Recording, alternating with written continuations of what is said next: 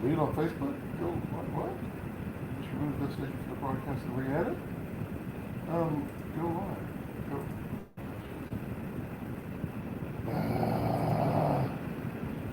Hold on. Hi. This. Re-add it. Okay, go. Some changes. Go live. Will that work? Hi. How are you? I am.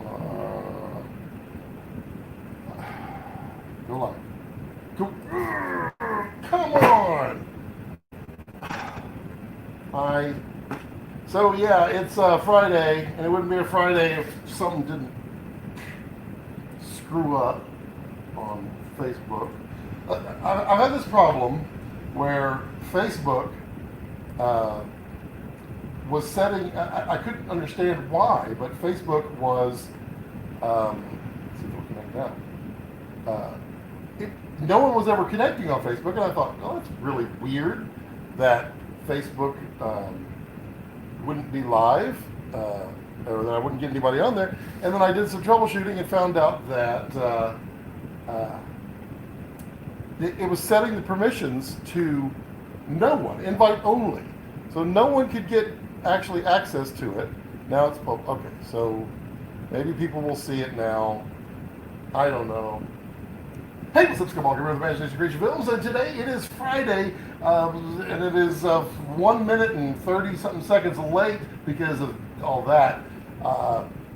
And it is November the 11th. That's 11/11/2022. That's like a math problem right there. And if you're driving in from the outside, be sure to check the bumper-to-bumper traffic coming in on the west side. It is going to be packed. But it's Friday, which means it is a live stream time for you and me, mano y mano, and thousands of other people to chit-chat and enjoy the evening, like a stroll out.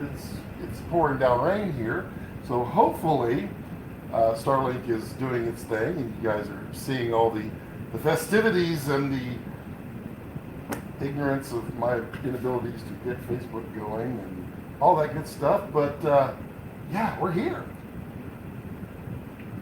My mic isn't working? Really? Test. You can't hear me? Sounds like your studio is up on a plane. Okay, just 1 second. I mean, it looks like it's fine. Now, I'll give you this audio for now. I mean, that's not the right audio, but why is it? Sounds like it's on a plane? I mean, I was detained briefly. So that audio sounds good. That should be coming in fine. So what is going on here? I don't understand what you're not hearing. Sounds noisy. Oh no. Are we doing this again? For freaking. How's that? Is that any better? Yeah. This time wow, everybody's joining. It's cool. I need to hear what I sound like. I can't. It's never gonna work. Nothing's ever. What is going on? Let's see. Let me hear what I sound like. Oh, here we go. Oh, it's unplugged in. Bye.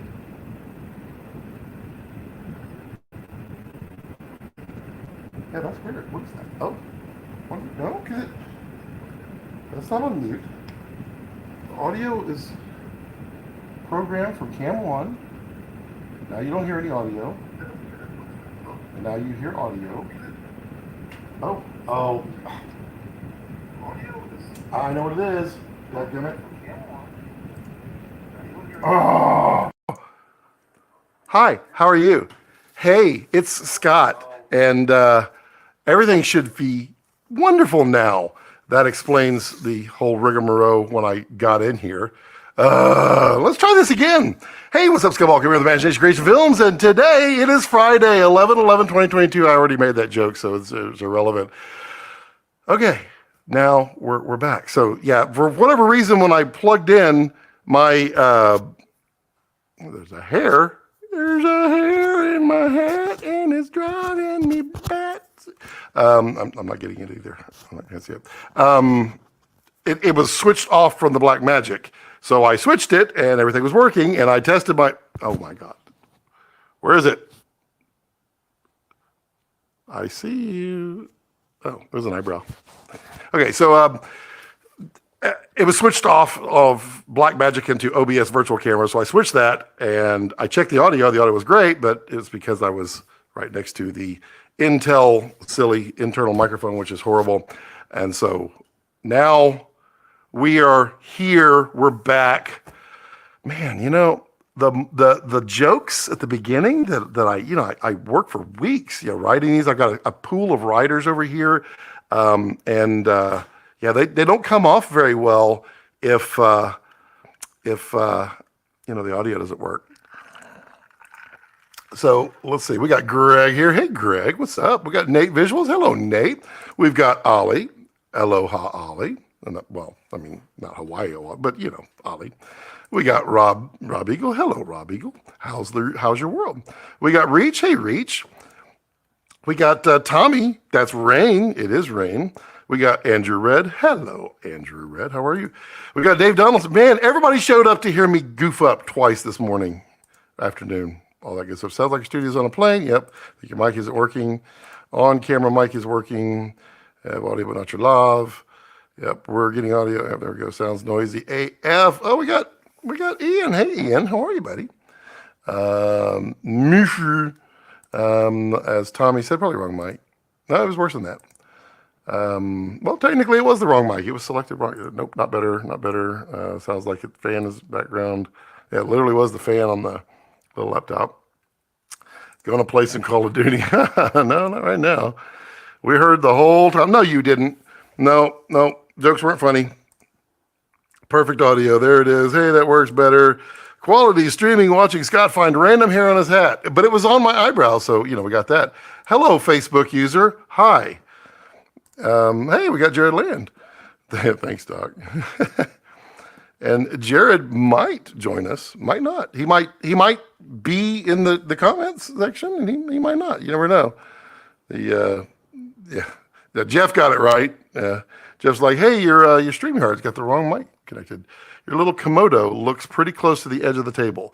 Well, I was trying to get it where it would be nicely in the shot. Although that looks green, doesn't it?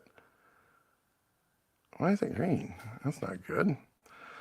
And yeah, I was trying to get it in the shot. Then I was actually messing with it because I was playing with the face tracking autofocus, which is cool, by the way. And then I ran out of time, and now I've got an eyebrow. Where is that? It's in there somewhere. It's in there. Let me see here.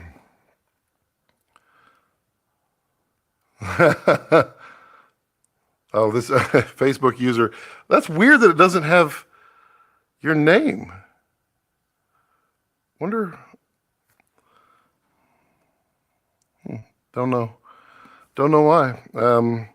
What does the Balkan blue smell like?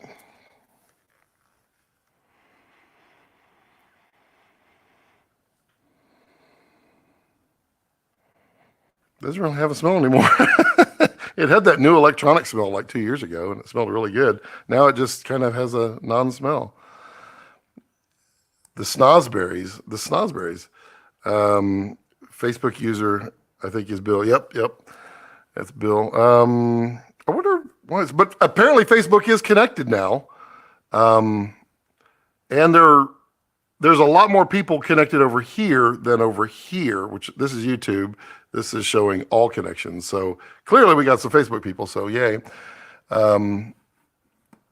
So Luca, the Resolve 18.1 wowed me.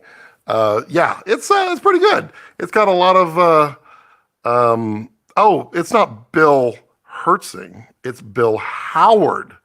Hi, Bill. You know why, Bill? Because you're using a Google phone. If you would switch to an iPhone, like, most of the population in the United States, and some foreign countries and most foreign countries. Okay, this is bothering me. I'm gonna get it. Oh, no, nope, can't get rid of that one. I need that one. It's like the only one there. That was an actual hair. Yeah, 18.1 is pretty cool. I downloaded it last night and was playing with it. The audio function for room noise removal, that works pretty good. Also, the noise reduction for video, much faster, much faster. Is that a new antenna on Komodo looking so long? Yes. That is the one thing I've found with Komodo was the little stubby can't get past the metal here. And so, like, unless you're perfectly in line this one side, you're not getting any signal. But if you clear the tower, yep, you're approved for a flyby. And the range, now it's like hundreds of feet. It's pretty awesome. Luca, agree about 18.1. Yep.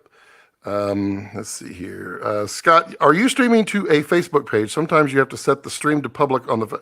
Yeah, so Reach, what it was, Facebook changed something and made them events. And then when StreamYard was connected to it, it was just event only. And I just love this guy. You know, let's just get rid of him. Bye, Avery. Whoever this Avery guy is, he's special. He's making all kinds of cool comments down there that no one will ever see. So yeah, it was a whole thing, and I couldn't find the help. I ended up chatting with somebody at StreamYard, and they said, "Oh, you just go here and do this." I'm like, I mean, you could have just told me that. Did I finish the short we shot? No, but I was playing with it last night with 18.1, and I got a lot of the shots nicely timed, but now it's not Halloween, so I don't know what to do, you know, that kind of thing. Nate says, I'll trade you a one-of-a-kind Komodo ST for the blue. Let me think about, no. Wait, I'm sorry, that was a little too fast. Let me give it some serious, no. It stays. It's going nowhere. But you know what isn't going nowhere? The smoke. Smoke is going nowhere unless I turn on this fan over here, which, limbo, hello. And we need that turned on. I tried to get this wired up to one of those remote switches that work with the Zigbee standard for Apple HomeKit, but it wouldn't work on that for some reason. Because it would be so nice if I was just sitting here and I didn't have to get up and leave so unprofessionally, like me connecting to Facebook and like me not having a good microphone and me starting 22 seconds late. I mean, all that stuff. Yeah. But it would be nice to just be able to go ding and pull up the fan. Release it anyway so I can say it's the BTS. Oh God, I don't know, Bill. You tend to release things that I would not release, so maybe I'll never release it now.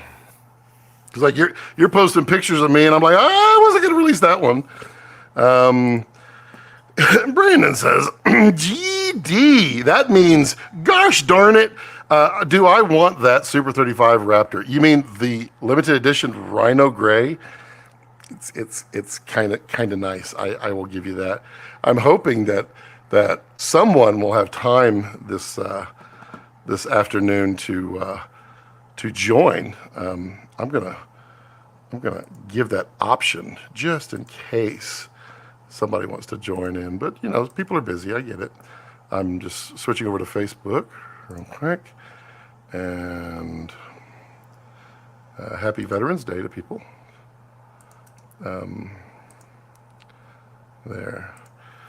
And then so back here. Okay. That was a great segue. You know, segues were really good back then.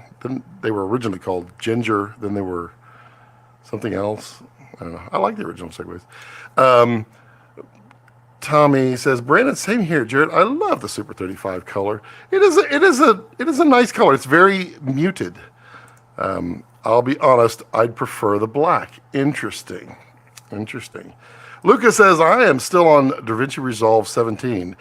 Did you buck up your projects one by one for the 18.1? Back it up. So I do like a backup before I do an upgrade. I just do a little quick backup. I use PostgreSQL on my my DaVinci so that multiple people can connect to the same project. Just do a quick backup. It's no big deal. But I have had zero problems with DaVinci. There was a version 18.01 or 02. That one crashed on me like twice, but that was over like a week, which, I mean, that's really high for Blackmagic, first of all. But I mean, it's solid and stable. So I would highly recommend Luca. 18 is awesome. Now you have to show the photo I released. No, I don't. I don't. Brandon's like, Jared's in the chat. That's pretty neat. Oh, okay. He's more than in the chat. But let me do this. He's probably. Oh man, my monitor's freaking out. Let's see here. Whenever somebody's ready, they can just give me a big old thumbs up down there, and I'll bring them in. But oh, you're good. Okay, hold on. I'm not good. Why you jumping the gun? You're making me look like I don't know what I'm doing. Just kidding. I know how to do that by myself. Hey, everybody, we've got a wonderful guest here. We're going to bring in as soon as my mouse gives me. Nope, we're not, because he just disappeared. He's like, I'll show you. Wow. Come on, quit. I have to get a new DisplayPort cable. There we go. Nope, he got up again. I have, there we go. Quit. So I may be doing this whole entire, there we go. Okay. Now you can give me your final thumbs up when you're ready to go. Okay. We have a special guest here. It's Jared Land. Hello, Jared Land. Hey, can you hear me? Oh, yeah. Yeah, your microphone works just fine. AirPods. Oh, yeah. Rescue. I need to do that. I need to just break down and do it. Yeah. Just kind of works. It does. Everything Apple works. I mean, eventually I'm just going to get rid of all these Windows machines and get little Mac Minis everywhere. There's a new Mac Mini coming, yes? Yeah, soon. It'll be an M2 with a second little booster buddy with extra powerful. The first stacked processor. That's what I hear. I don't know anything officially, so I could not say. But you have some interesting things. Don't you have some kind of really pretty colored new camera of some kind? That one? That's it. That's the one I've seen. Yeah. Oh, you're literally. Oh my God, I know where you are. Wow. I was like, oh, he's doing the virtual background. You're literally not doing a virtual background. That's awesome. Oh no, that's Big Sir, Big Sir in the background. That's the office for today. That's awesome. Yeah, I'm fighting with my 3D printer right now. Connecting, but yes. And if anybody happens that's what you're talking about. That's the one right there, the Super 35. If anybody wants to post this on one of the Facebook groups, feel free to do that, because I think Jared wants to answer a few questions about the Super 35 Rhino Grey version. Is that right? I can't see. Oh, now I see the comments. Nice. Oh yeah, you should be able to see them. Okay. Are we thinking Komodo too? I'm sure eventually, Nate. Has there ever been a RED camera? Oh, ha. Yeah, you can tell that story or not, Jared. If there has ever been a red camera, the color red. We made one for Thomas Tull's wife, but we vowed never to do it. And I think we made another one for Momoa's camera guy. It's just pure pressure. It's hard to say. It's hard to say no, because it's just too obvious, Right. So yeah, it's way too obvious. So hopefully there will never be again. But it's hard. It's hard to say. What no about to like some of these people. a candy apple red, or maybe a maroon? I don't like maroon. I actually hate. I think maroon is the worst color in the world.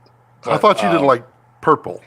I don't like purple either. I actually So don't like a it's lot really of, all the reds, is what you're saying. yeah, yeah, all the variants of reds.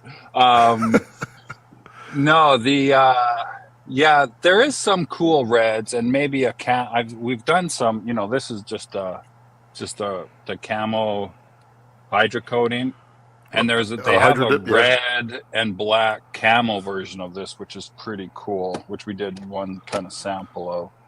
So that it's not fully red, but yeah, I think we'd like that.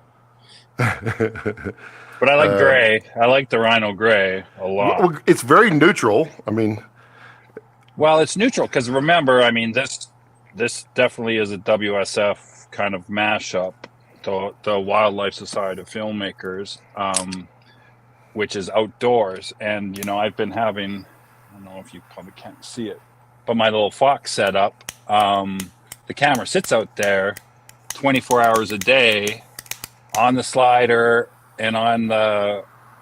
Wow, are you allowed to do that? Awesome. I'm not allowed to talk about it. Oh, okay. You're allowed to do it. But the sun black. Of course, everybody wants a black camera, and we'll always make black cameras. But in the sun, the heat really is a problem, especially in the open sun. And this neutral gray, white is awesome. Stormtrooper is awesome for that, but the Rhino Grey is the next best thing, I think. So it really makes a difference in the body temperature, which of course relates to then the internals. Internal temperature, yeah. I remember I was out filming some wildlife there in where was I? Out by Rocky Mountain National Park, and my Komodo. Oh, yeah. And I was watching on Red Control Pro, and it just says I'm currently overheating. Well, kind of like that. I'm like, what? And it was at 47 degrees. I was like, oh, what do I need to do? It was sitting in the sun. I was like, oh crap. But it cooled itself down. It's only 1 degree off. I was looking for the fan. I was like, oh crap, we haven't had fan for like several versions of firmware. Yep. Which part of Rocky Mountain Park? The Canada side or the America side? No, the Rocky Mountain. That's the one in Colorado. Okay. The Rocky Mountain. It's a little bit further south. Yeah, the Rockies do. Yeah, it was. We were in Colorado. That was back in September, I think it was. Yeah.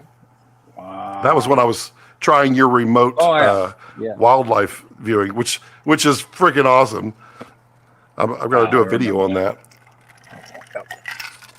Let's see here. Greg says the Rhino Grey is awesome. If y'all have questions about the Super 35, ask away, because I mean he's here. He can answer. I wanted to build a sick U-inspired Komodo with all the GDU parts. Oh, I want to see a red, white, and blue, because you had. I think you had a blue part for GDU, right? Or we actually made some kind of like vinyl stickers in the GDU logo that had blue into it. It was just way too go America, go. Yeah, I mean, it's a little okay. bit too much. Some people would rock it, I know. It just seemed a little bit too much when we are pretty colorful as it is. With those hits of red everywhere, and just having the blue made it a little bit over the top. Matt loved it, but those nice little yeah, I love those things. Dave Donaldson wants green grip tips green. Rob Eagle wants tangerine, of course. I mean, that would be a pretty good looking Komodo. Yeah. Tangerine would be pretty cool. Let's see. The teal skin from Alpha was nice. Yes. Yeah. Oh yeah. Well, we got to get next time we do something like that with the custom colors. We got to get with bright tangerine and do like a mashup thing. I think that'd be kind of cool. That'd be slick. The blue one that you did for the underwater blue dog. What was the? There was it was not Frost super dark blue. It was the first underwater. Blue? it was like a royal or navy. It was a lighter with dark the little blue. gold hits on it. But that was a I think so. Ranger. Yeah, we did that Oh, for okay, Marcus. okay. That's That right. was That's right. for that Red. The hell was that movie called? I can't believe I forget already. Red Alert or something like that. The one with the rock in it. Red Notice. Talbot says the Quantum package for Komodo, base plate extension, Atlas handles, etc., is the most comfortable thing ever. Interesting. Yeah, we have a whole bunch of new stuff. Whole bunch of new GDU stuff coming for Komodo too. That kind of adapts it, a lot of the Raptor stuff to be able to use on the Komodo, which is cool. Nice. Well done. Saying Scotty B better than Joe Rogan. I'm less controversial, that's for sure. Yo, Tyler, what's up? The Tetons. I like the Tetons. Tetons are great. Yeah, you like in that area too. How about a mirror polished red camera? I mean, that would probably not go too well on set, Greg. It's like, can you move the camera? It's reflecting on our actor. We've had requests for that. We had the brass one. I think we're doing a gold one. We're actually doing a gold one right now as a, like a Dubai gold plated. But you should do a little like event. How it's made video of those.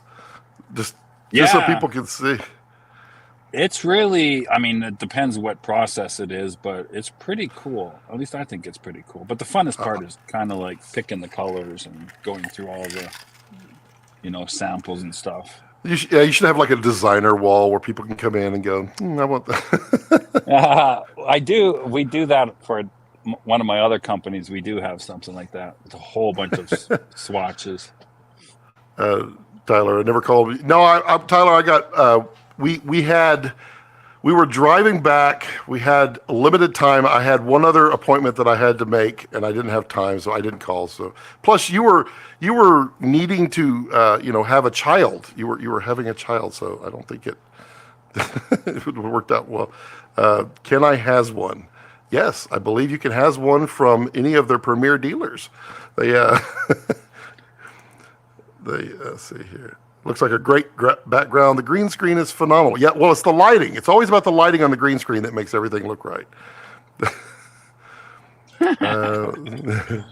Why do you make things I want two of but don't need one of? That's a good question. That's awesome.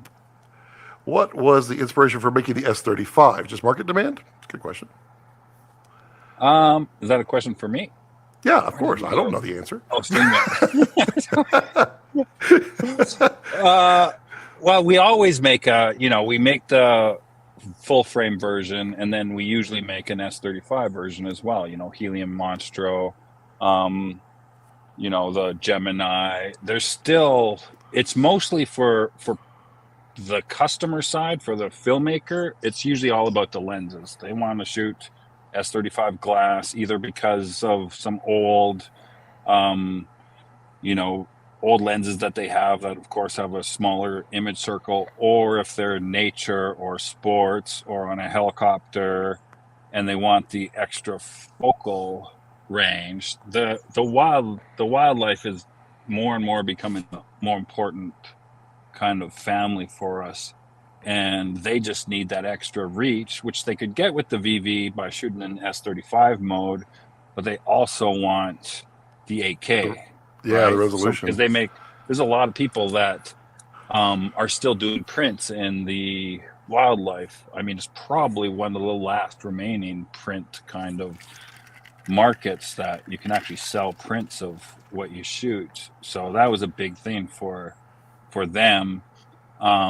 But, again, you put it in a helicopter mount with, depending on the lens you're using, you need that extra reach and still want to shoot 8K. So that's kind of the important part, reason why we did the S35. 8K 120 with a pre-record. That's nature right there. That's yeah. And it's good, I've been testing this for obviously up here for a long time with the S35 with the Foxes, and some of those images I've posted. Usually when I don't say what camera it is, You know it's on my Instagram. You know it's something new. It's a Exactly. little Here's hint. a picture of a fox. Yeah, but I'm telling. But I love the full frame format, and the difference between, we get the question a lot, and I know it's kind of it's very subjective. People with the depth of field, and is there a difference, and can you match?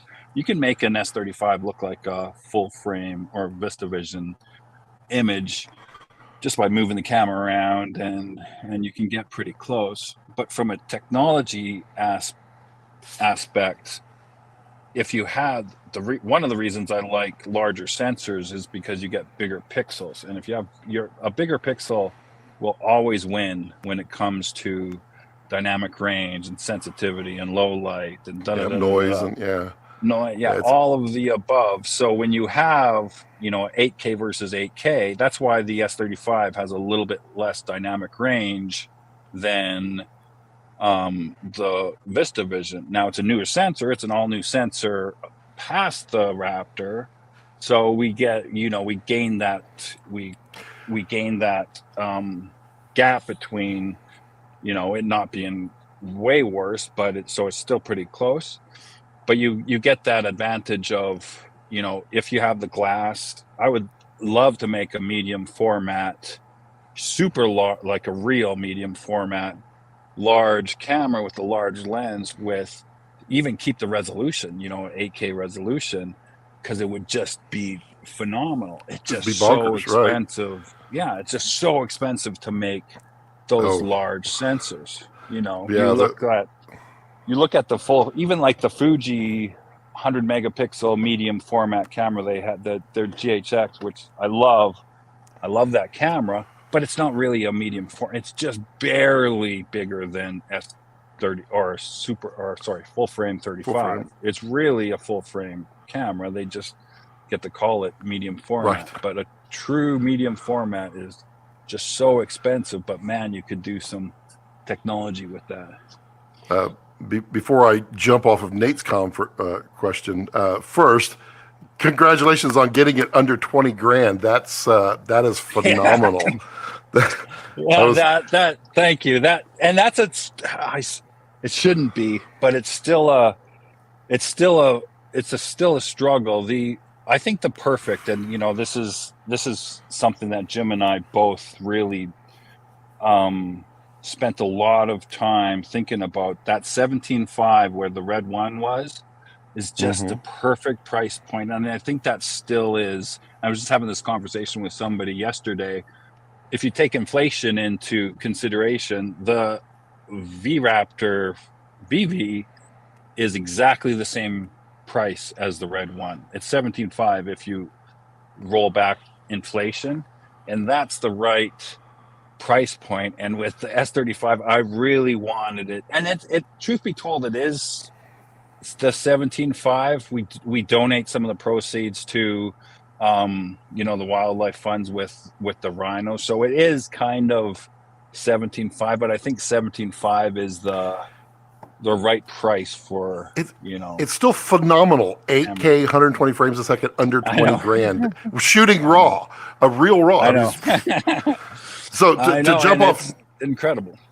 Yeah, to jump off of Nate's question for inspiration for making the Super 35, my question would be, why this time did you decide to go with an actual Super 35 size sensor versus the slightly enlarged? It's all about the glass. It's all about fitting inside the image circle of some of the super long zoom lenses, which do start to vignette even, on a Gemini or Komodo or any of the, or close to S35. So again, people don't want to shoot 7.5K or 7K. 8K is a real thing. I know people are like, still, you don't need 8K. But for a lot of markets, it really is important, and they don't want to crop down a little bit or zoom the image up. They want 8K to fit in that thing. And of course, you take the hit with, you have to make a smaller pixel and a smaller sensor, and you get that. One of the other, and so optics is a huge thing. Now resolving that is another advantage of a larger sensor. So if you have a if you have a full frame lens or a medium format lens, you have more glass, and you're in that image circle, there's more glass, you can resolve more. There's a lot of old lenses that can't resolve 8K off. There's a lot of new lenses that can't resolve 8K. Right. So you're kind of fighting that, especially as you go smaller. And if you look, like, it's a miracle that the iPhone takes such great pictures. Right. But there's so much software. Yeah. It's yeah, like exactly. You don't know what's real anymore. Oh, when we were doing the hydrogen project, and we were so naive on the quality of image sensors in those phones, and we learned really quickly, it's like you have to hire the gurus of software algorithms, because there is so much processing happening that you just have no idea of, to make, to overcome the optic limitations, the size limitations, the noise limitations of something that small. So, and we don't do any of that, of course. So, ours is kind of naked, Right. to all of those algorithms. But it is that size was made just to fit in the lens circle, especially sense. the long zooms. Brandon, that white camo, was that a hydro dip? Is that what you said? Yeah, this one. Yeah, so that's a hydro dip, not a skin, Brandon. Yeah, we've done hydro dipping all along, and we do use Alpha Guard, which does a skin. So we do use skins for some, like that pink camera. Alpha Guard did for us, and I'm not a huge wrap fan. Oakley, the sunglass company, was one of the first hydro dip companies to ever use hydro dipping. So early on, we got to go over, and it's really a simple process, but it's so cool. It is. Because it's wild to see it happen.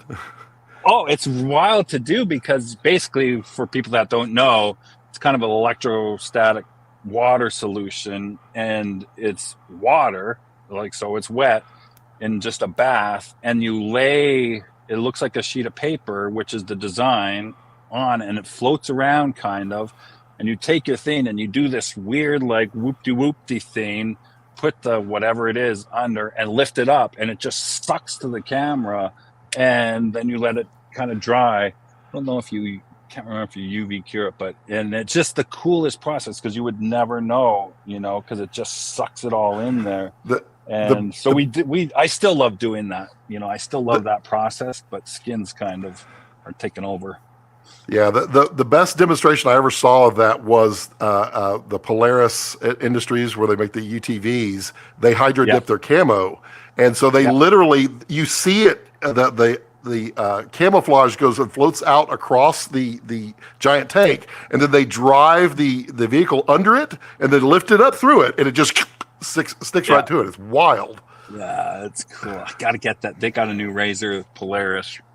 Oh, I've got the UTVs here that are everything's electric in this property, but they've got a new one where they went with Razor, and they've got a new Polaris UTV, which is just so badass. I had one of the Razors. That was the 800 back 2010. Yeah. It was so incredibly fast, and it was just the base model. I would not do well with a new one. I would get hurt. Well, they teamed up with Zero, which is the motorcycles. Electric. Yeah. So their electric Razor Ranger UTV that'd be is cool. Just hauls ass, and it's like a Tesla for UTV. Dangerous. Super dangerous. But I don't, like, you can see, or maybe you can't, but I've got can you see that? Oh, a heck of a view. Whoops. Yeah, it's a cliff. It's basically a cliff here that just switchbacks all the way down. And I got one of the first, what a skid steer is? Mm-hmm. Like a Bobcat? I got one of the first electric skid steers, and it's radio controlled, And I've rolled that thing down, trying to, move past, and it's fallen over the edge of the cliff and rolled down the cliff and landed somewhere down there. And thankful, well, bit of repair. But I mean, I would be dead if, I was Right. on that thing. But all this electric stuff is so cool because there's just the maintenance and the, parts on it is so easy. Yeah, if you roll it, it doesn't dump oil everywhere. It's exactly. Well, before I switched it to lithium, it was using lead acid, and the battery, and the hydraulic fluid, yes, and the battery acid spilled all over, and it started on fire, the battery acid, which I didn't understand when it hit the grass. I don't know what happened. There must have been some metal or something on the ground. But yeah, I love those. I love all the electric stuff. Rob Eagle says, reach out anytime. Would love to do that with you. I think the Bright Tangerine Komodo or Bright Tangerine. Oh, yes. That'd be cool. Yeah, that'd be a cool little project. Yeah, I like that. I think we should do that. Find a good, because there's obviously a difference between the anodizing they do and powder coat, but I'm sure we could find something that complements each other. That would be super cool. Luca's asking if the white paint process is the same as the black ones or the colors. The black paint seems to be more resistant. Is that correct? No. Well, the process is the same. It's all powder coat. The white powder coat, it depends which one you're talking about, because we actually do try a few different ones. It's the texture which helps a lot on the normal black. So when we do a white without the texture, which just looks better, like white with texture just looks horrible. There's a little bit texture to the white, but like this version, yeah. But the texture smooth. helps a lot. Yeah, so there's a good example. Still has a little bit of, it's not super gloss, but the black we have, it's a really durable black, and it has, it's not like, it's not, what do they call that, hammered or whatever. It's not an obvious like sandpapery texture. It's just that extra thickness in the rises really help it. So the black is a little bit more durable depending on what we do. But I think that there's a few new, and prismatic powders is a good place to buy powder from if anybody's doing powder coating. But they have some new super durable powders that just kind of came. So we'll try those things out too. I know when the blue showed up, the first thing I was swept back to when I was like 7. It was a Tonka truck because it has that same kind of metal feel and finish, and it was awesome. I had also know if there's it. Go ahead. Oh, sorry. Powder coat is the way. Cerakote is another finish that we're doing on some cameras that is supposed to be more durable than powder coat, but it's not. Are there any side-by-sides of Raptor VistaVision and Raptor Super 35 at the same focal length? Has anybody done any tests that you're aware of? Or we have. I mean, I'm sure you have. we obviously do that. It's funny because that whole process with the S35, we're comparing it first against the Raptor, so we'll do those side by sides, and then the helium, because that's kind of our target was always. It's got to be better than helium was, because it's kind of like to like. So we have those side by sides as well.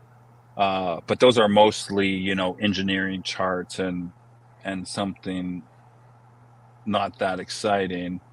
We do have some Komodo pretty stuff side by sides, but that's I think we actually start shipping these things next week. And I know there's a few people out there. I think Florian just posted today. There's a few people out there that have these already or have demo cameras shooting stuff. I'm sure they'll drop that stuff. And if not, Phil Holland, I don't know if he's on here today. I think he's probably sneaking in there. He's listening. Yeah, he is. I think he's working up in the air somewhere. But Phil will do that real quick. Yeah, he would. He would love to do that for sure. Let's see here. Yeah, be sure and hit the like. Yep. Yeah, Daniel would like to see a Vanta Black finish. I did do Vanta Black. What a pain in the ass that company was to deal with because they're so protective. Well, if Vanta's the one that's like really caustic, or isn't it? Or it's not so caustic, but it's fragile. So it's if you touch, you can't even touch it.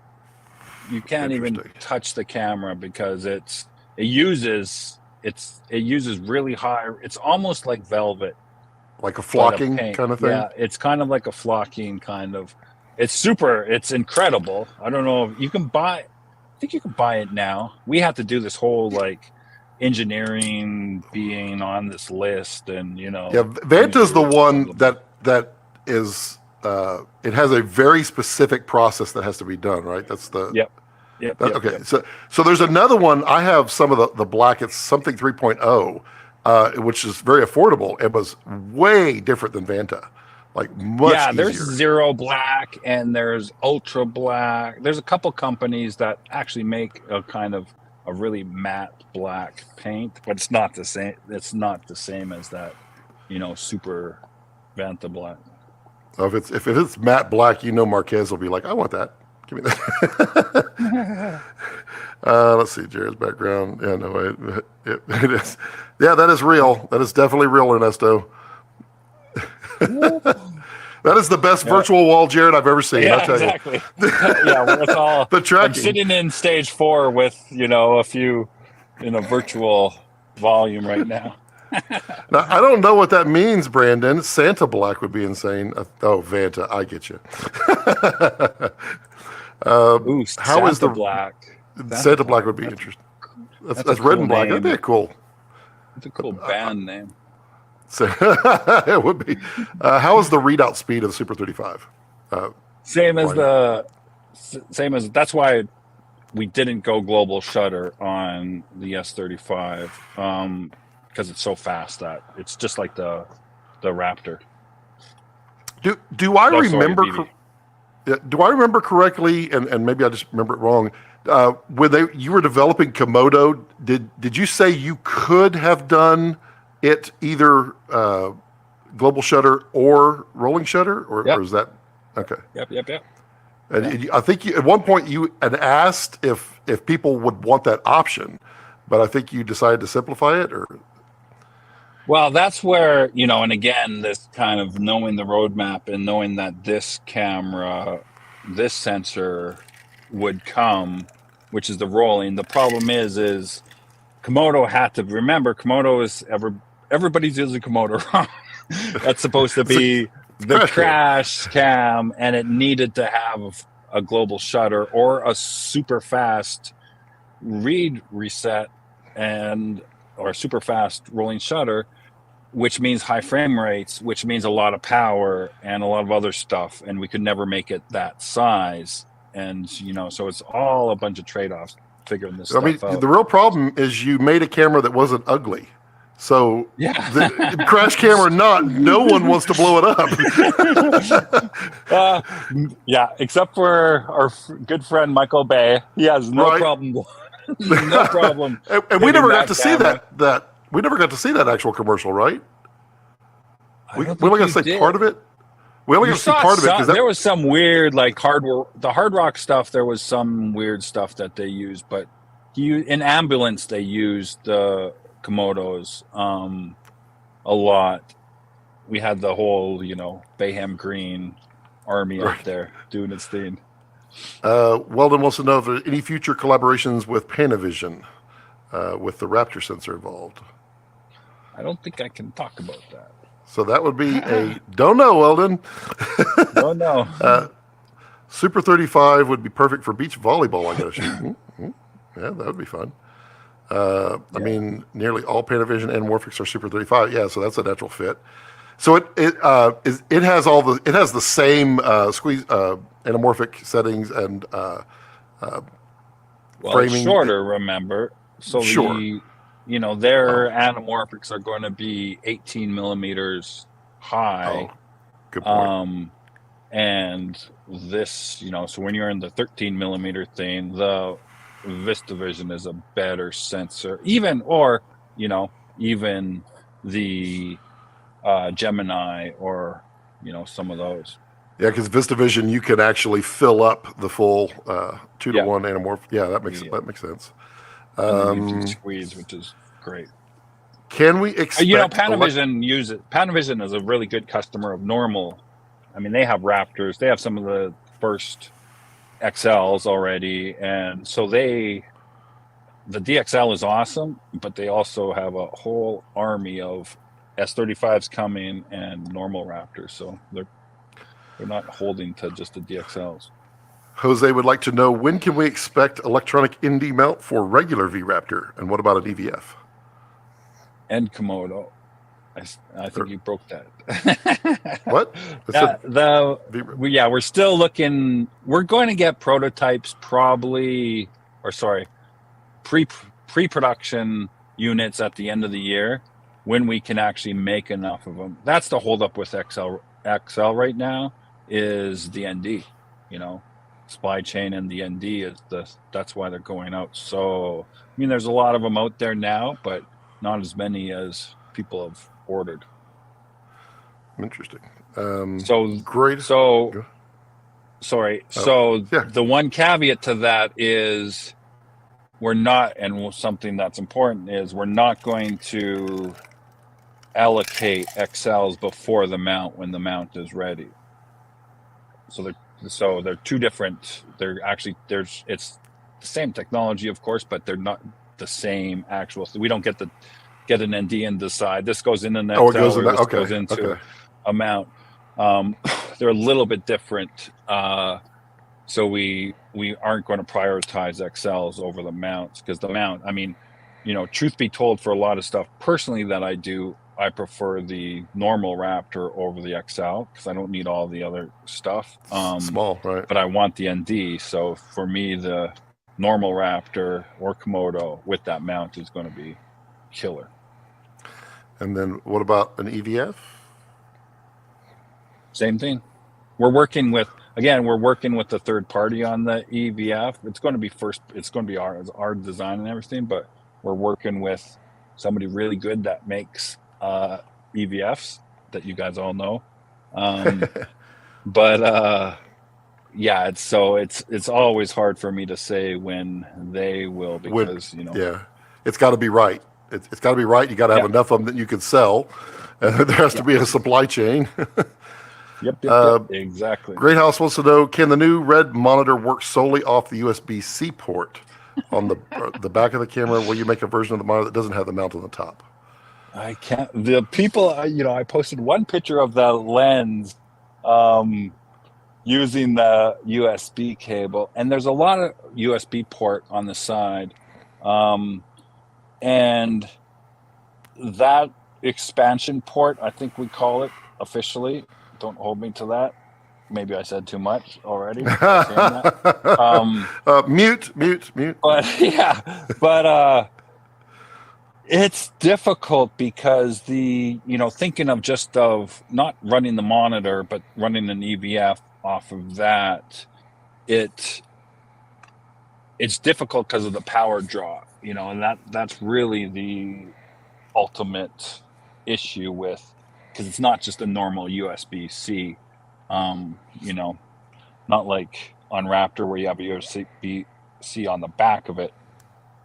So the answer to that is you probably will see a different, and we call it the chocolate bar, this thing on the top, like that bit right here. We call it the chocolate bar. I don't know why we call it the chocolate bar. It sounds like something that I said in some meeting somewhere. A stupid name, that's just kind of thing. Stuck with it? Yeah, you might see a new version of that before you see just magically the monitor working from any of those points. And you already have the port right above it, so it's not like that's going to be a revelation. It's just placement that makes it a little bit better. Now, this is dedication. Phil is literally watching us from the helicopter. I knew it. Thanks, Phil. I knew he was working. I God, so awesome. I love that. But we I mean, that's got dedication. I love That the is- worldwide. Now, if we could just get someone from somewhere on the other side of the globe in a helicopter, that would top Phil there. We could do that. Ali says, think of a 65 millimeter RED camera to actually own. I'm actually waiting for IMAX to pull the trigger on that. I mean, that's a company that could, I shouldn't say they can afford to, because I don't really know what their situation is, but that's something that low numbers. It's the market. Yeah. We already make IMAX cameras. I mean, I think people know that, but, or cameras for IMAX, but, them to make a IMAX, or us to make a IMAX sensor for them, that's something that I would do if they pulled the trigger on it, for sure. Let's see, LADC. When can we get face detect autofocus without the app? And he says, or is that even possible? I know the answer to the second part. Yeah, that I kind of like what Full Control is doing it. The intel is so much easier when you do it in an app. We're focusing more on the intelligence in the camera and the detection more than not to assist in something like that. So it's not out of the question not in these cameras, but in the future, of course. But yeah, I think that counting on the things that our buddies are doing is going to be a much better than you'll see from us in these current cameras. Let's see, man, Scott, you're making me want to light up. I can't say that, Ernesto. This is a prop. That's all it is. It's just a prop. It is baby burning. Modern Warfare 2 skin. Multicam black would be sick. I wonder if there is an MCB skin for Komodo. Let's see here. Live stream Komodo Groupon deal. 50 units at 4,500. Oh, jeez. The group buy. I'm now going to hydro dip my Komodo. Ooh, I don't think you want to do that there, Brandon. Make sure you take it apart first. It's not going to go well in that tank. Let's see here. Johnny said, Scott, you should come visit us. My brother is the biggest Polaris dealer in Scotland. Oh, that would be fun. Oh, they have the electric one? They do. I bought a Polaris electric Ranger for my friend, and he's got a place in France. And I bought it I had to get it from somewhere in Europe, the electric, when they first came. This was a few years ago, but you can't buy them in the US for some reason. I don't know. Huh. Wonder why. I wanted an Arctic Cat Komodo for quite some time, and now I know how to do it. Yep. Getting a second Komodo for a black camo skin. Ooh, black camo. That would be cool. Yeah, we've done it. We've done a black camo. Well, it's black and Have you been thinking about a second internal memory card for RED for backup, or is it a bad idea, Luca? It's not a bad idea. It's just I think it's unnecessary. I mean, it's great if you can, like on a still camera where you can shoot to both and you have the time to kind of deal with it.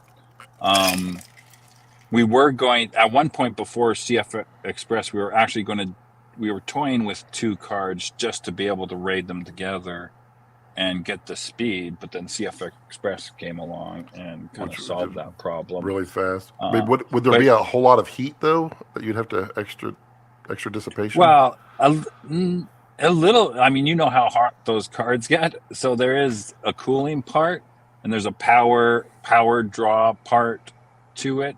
But just sending that signal, writing the two parts, and the time it takes to, shooting it and then letting it do it by itself, still right. It takes time. It's still, you fill up a 4 terabyte card, and it's still, even on the fastest of readers, I think 1,400 megabytes a second is where those kind of tap out to. It still takes a while for it to copy over. The show should be in front of a live studio audience. That would be funny. Will you make an updated backplate for V-Raptor that you could plug in DC power into? Currently, DC only powers the camera, not the accessories, meaning you need a battery for accessories. Sorry, let me read that comment. Updated. Are you going to make an updated backplate that has DC power that you can use to output DC power as well? He's saying currently the DC only powers the camera, not accessories. Oh yeah, XL. That's kind of XL. It's a problem on because if you dump, if you dump the power, then all your accessories turn off. There's just too much power draw, from one port. So if you're taking it from a DC source, you've got a little bit more leniency, but not when you switch to battery. If you switch from DC to battery, which you can do with our cameras, the whole thing is just going to puke out if you go over that 12 amps. And the XL is designed for that because it can use the bigger batteries, the higher voltage batteries, right? Yeah, it can do the 24 volt. Yeah. Johnny would like to know, and thank you, Johnny, for your super chat there. What's in the pipeline for future smaller format REDs, Komodo Mark II, etc.? Let's chat properly soon on the radio. I can't talk about that. It was a good try, Johnny. Yeah, I like Johnny. I like Johnny a lot. I think I'm going to visit him soon, but yeah, he slips those in there. Yeah, he's like, let me just try. And Jared's feeling open, and I was waiting for my phone to ring from legal department. I was like, how did you get my number? Call him. What would be the best options for wireless transmission for a camera like the Super 35? I mean, it's built in. Well, yeah, that's what I use is the built-in. There was a point before we got that built-in kind of working because you can do it over the network. So if you have access points, it's just phenomenal. But I went through everything. Teradek is going to be the best zero lag solution. They just have that kind of all that market corner, the chip corner, the Amnon chip, but the new GGI one is pretty good. The new GGI wireless is pretty great. There is some cool things for that. Is it AccuScene? AccuSun. So, yeah. I love. They have some really cool wireless stuff that combine the app, so you can watch it on your phone plus the monitor. I do like what they've done. I know they have the new ones. I have last year's version of what they've done, but that worked pretty well. But I think the DJI, if you don't get Teradek, the DJI is probably your best.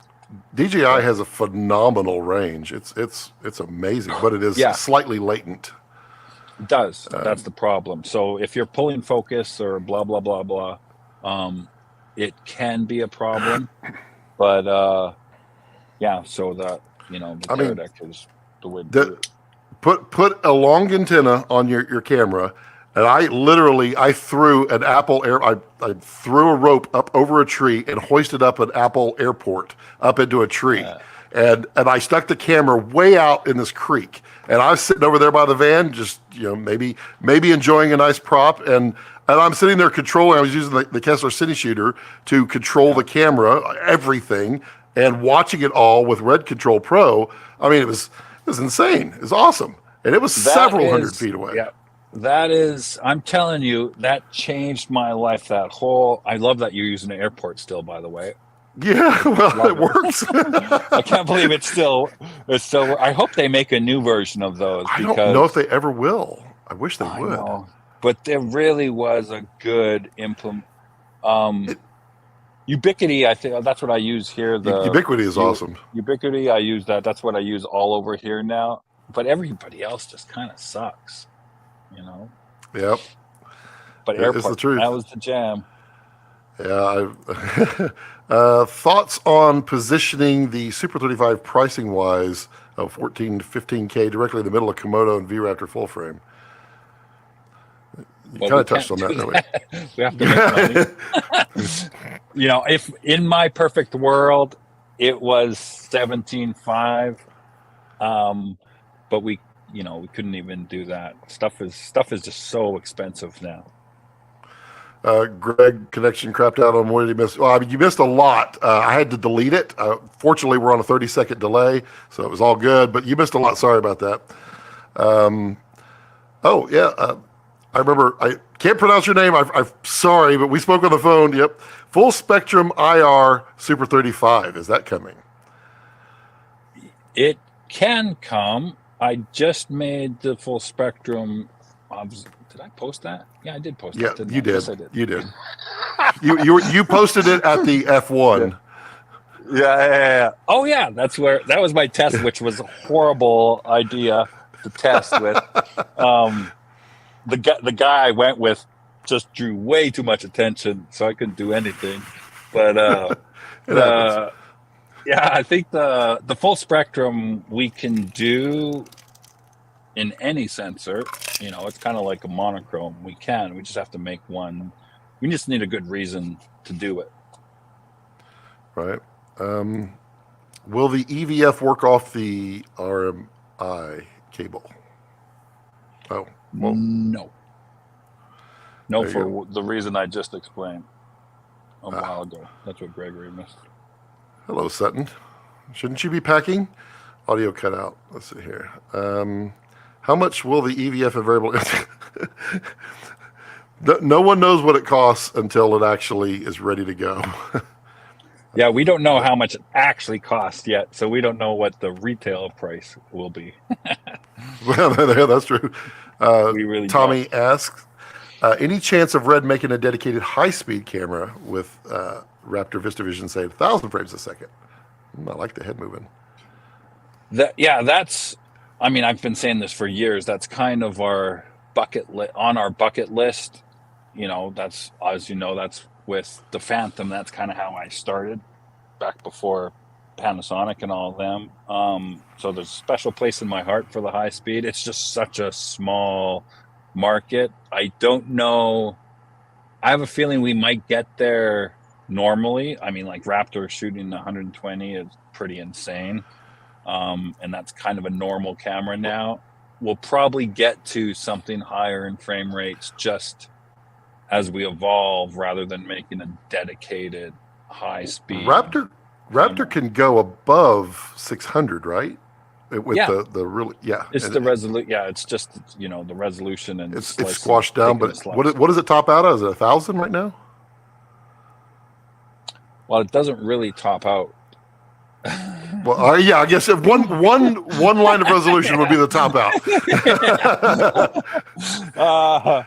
Geez, I don't know. I'm so far ahead in these camera builds. I don't know. I can't remember what the 640. Okay, I think I won't get you in trouble.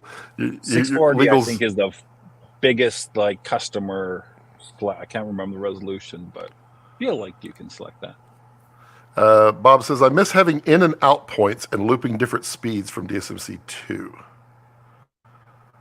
You mean on playback? Yeah, our playback situation is abysmal on Raptor and Komodo. So you mean for? I think he's talking about marking in and out points and looping on playback. Yeah, if you right, want to Bob, expand on that, Bob, we can because definitely. you can do in and out point. Obviously, in Red Cine and everything else, you can do in and out points. It's just that playback is way behind. Interesting. Not too familiar with Red. Ever consider DSLR style body with a flip screen? I guess like a good travel camera. I guess is Red interested in the consumer market? Is, I guess, the question. That's a good. I mean, the Komodo is kind of as close as we can imagine ever getting to a consumer, but you know, like the R3 is more. I think it's more expensive than a Komodo.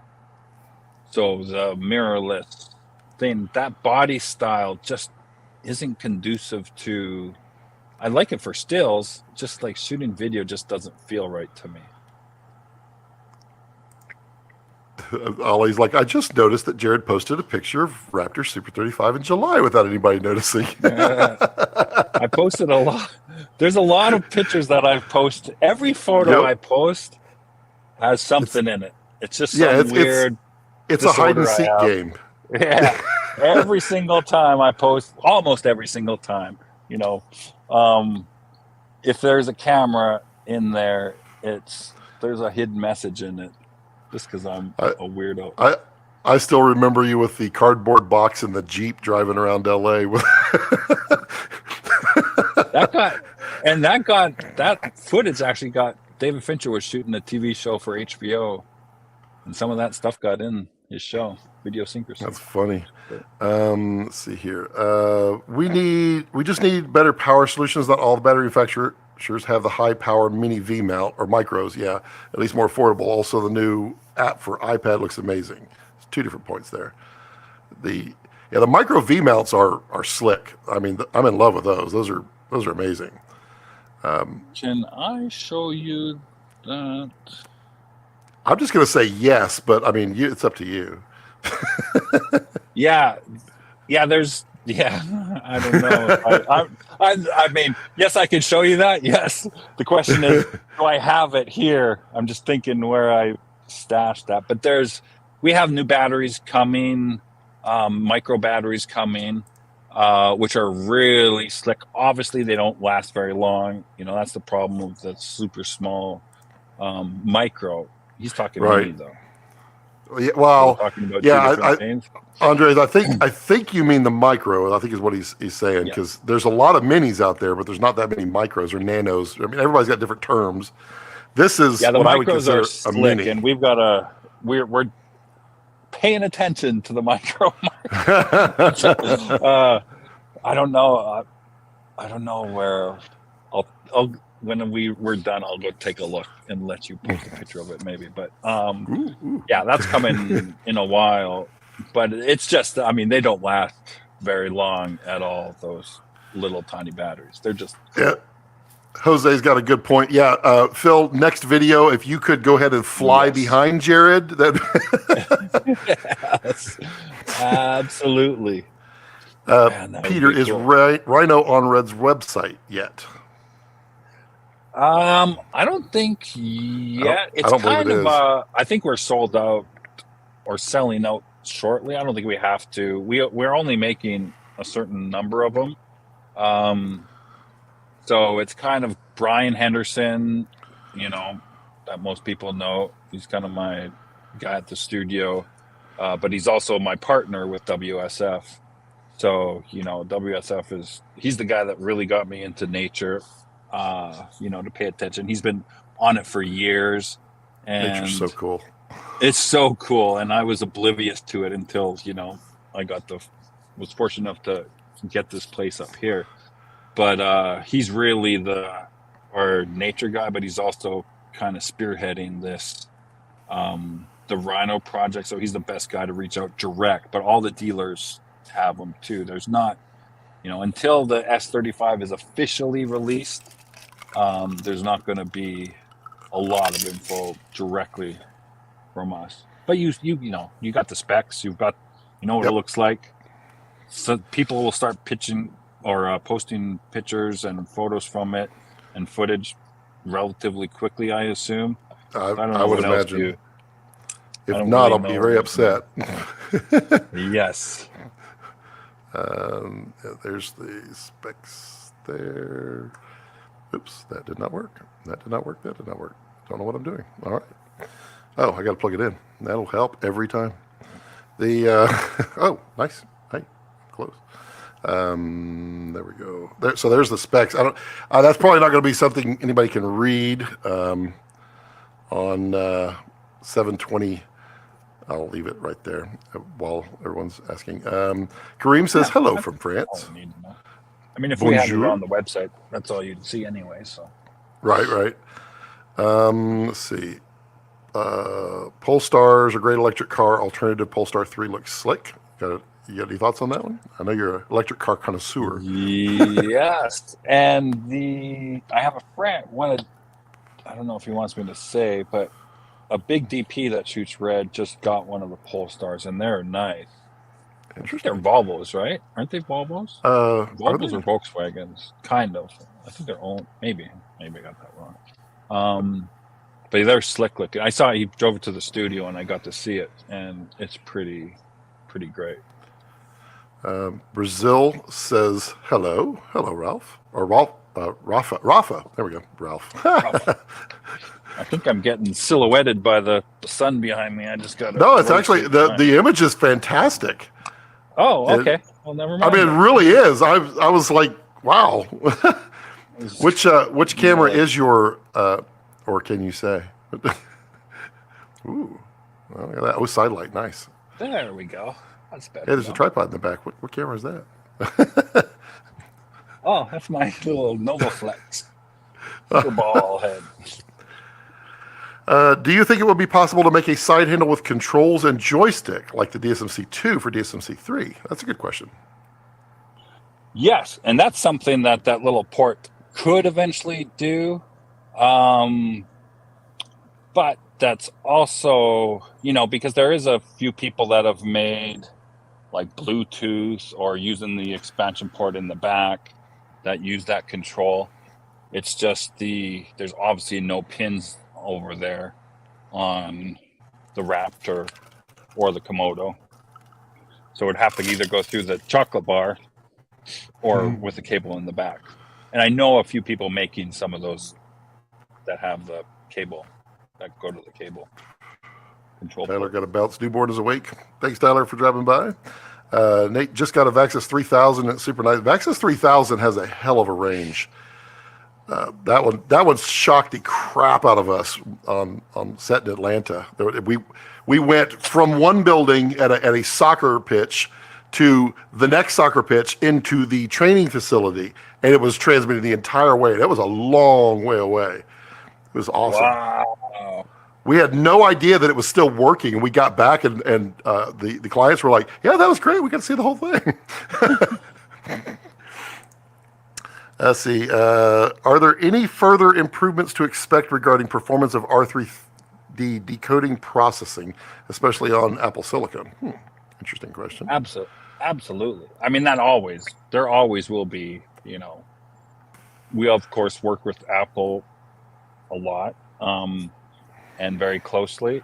So we get a little bit of insight to what they're doing, and they're always constantly, it's on their side too. They help us a lot with, obviously getting that transcoding or decoding to work. So that's always evolving on their side and on our side. So that'll just, like it always has. Will we be able to view R3D files on iPad? Is that something that can be done? Who was that? Somebody's working. Is it LaForest? Remember LaForest? Oh, you remember that guy? He was a Canon guy. Awesome guy. Vincent? I don't know what happened to. Yeah, Vincent. Vincent LaForest? I think. Oh. Yeah, I think he got a job at Apple on the iPad team. I think. I haven't heard from him from a while. He jumped off social. He's only on Instagram. That's probably why. Smart. Yeah, he was focusing on family, and I think it was getting a little too much. But yeah, Vincent, he's a cool dude. So anyways, long story short is there's some people that are really working on that internally, and it's not a technology hurdle. Obviously, I mean, they're all because the iPad now is basically an M1 MacBook. Yeah.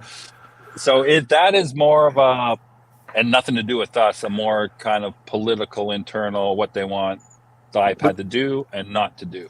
Would you not have to develop an SDK for iOS? Because iPad technically uses the iOS operating system. But those two are becoming more and more. They are definitely emerging. Yeah. And I'm wondering what Blackmagic is going to do with their Blackmagic Resolve on iPad. Will it actually be able to play R3Ds? There was That might that might be Jesus Christ, you're smart. I mean, I'm but not saying that would be an interesting way to facilitate something. But I think publicly the Resolve is just at its kind of starting point on. yeah, it is. They're gonna have to figure out the edit page because I live in the edit page myself, and Yeah. it has to be completely rewritten. They said, which knowing Blackmagic, they probably will. they're on the ball. They own the world right now, as far as I'm concerned, with Resolve. I mean, I can't see, Final Cut. There'll be people using Final Cut till they're dead or until it's dead. Toya. Yeah, Toya. Well, there's a few of those guys that'll just never change. But if you were a Premiere Adobe user, it's very tempting to go to Resolve, and it's probably the smartest idea to switch over to Resolve because it's just so much more powerful. It is incredibly powerful. It boggles my mind how well it runs on a MacBook Air. Yeah. Well, the new MacBook Air is just nuts, but no, that's Resolve, and Resolve is, I mean, they started beating Adobe and Apple with R3D integration a few years ago. They're just on it. Those guys are on it. So they get it sorted real quick. This next comment here, Ollie was like, I guess I was the only one noticing that Jared in the F1 was standing behind Red. Yeah. That one was what cracked me up. I don't think you're the only one. Yeah, I think pretty much everybody saw it, but it cracked me up because it was always like, hey, look, it's Brad Pitt and no one else. And I'm like, but that guy, he's tall. How can you not see him? People just thought I was his bodyguard. Well, I mean, why not? That's why they thought. It's like, what's that tall guy doing? Yeah, I mean, I don't think anybody would mess with you. No, I think that it kind of worked well. It's good that when you're in that many people in the crowd, and I'm shocked, I'm amazed I didn't get COVID because there wasn't a mask to be seen in the. No, it's Texas. We don't even have COVID anymore. I don't know how I didn't get. I must be immune to it, but it's nice being when you're in big crowds to be as tall as I am because you just get to see. You can breathe fresh air. We're going that way. We're going that way. I see a hole over there, and zoop zoop zoop. So it's kind of fun. My wife definitely loves finding me in a crowd because, oh, look, there's his hat. You can see it. Yep. What would it take to have a dual ISO Raptor VistaVision similar to Gemini? The question is why. Yeah, really? If you wouldn't need it, Raptor VistaVision is already really good in low light. Yeah. It'll beat the Gemini, obviously, in either of the dual. Just like the Monstro, there was a few situations where the Gemini could depending on which mode you're in.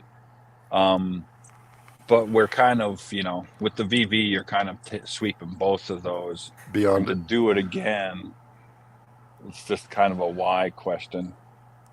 Ed Gundu was saying, yeah, playback. He says it's kind of handy when a DIT isn't around. Oh, I know. Yeah, we failed on that whole playback system. We are so behind on that on Raptor with the looping and the in and out points. Trust me, I yell about it all the time.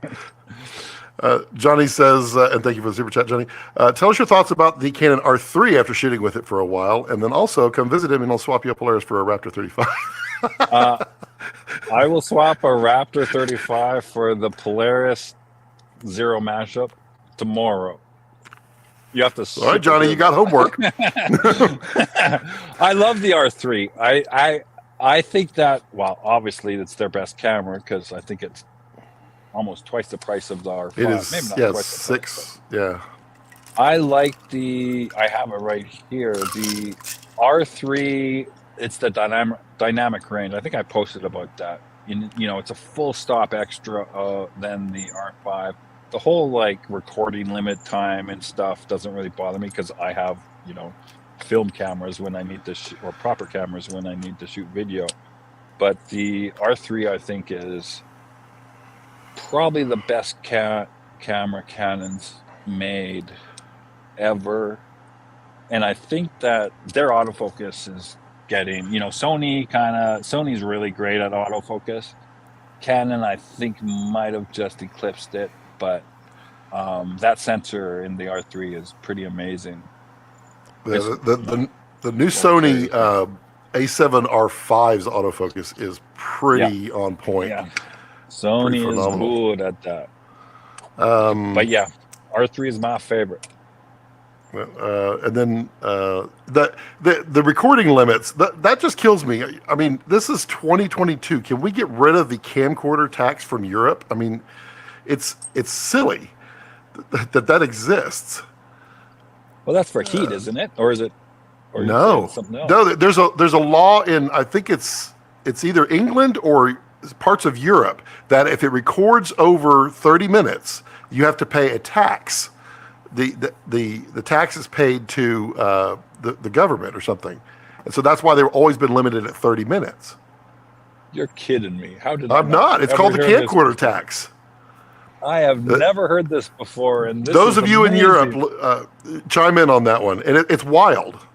This is amazing to me because that was like 1985 in my mind.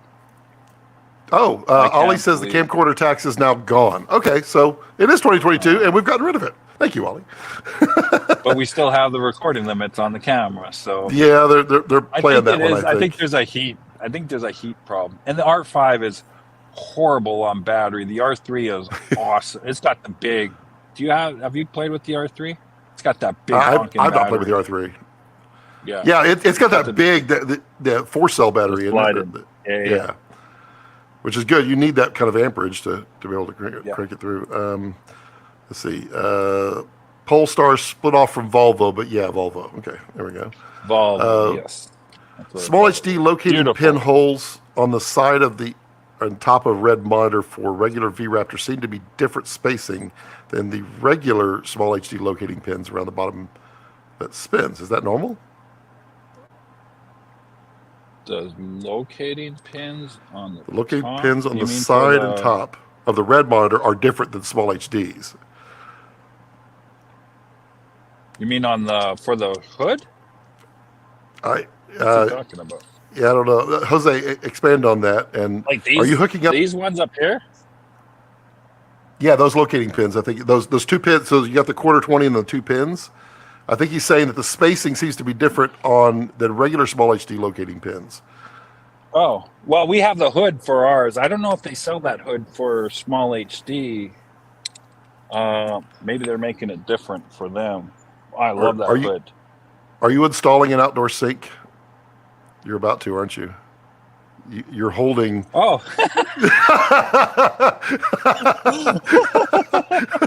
I saw it go into frame. I'm like, why would you be holding a water? Dude, that's my fidget. Yeah, you have to have something to fidget. I agree with you. I've got several things to choose from here. Yeah, I got to be careful. Jesus. All sorts of bad stuff. Right. Yeah, this is actually, Actually, yes, it's for the faucet in the bathroom, and just changed out the faucet.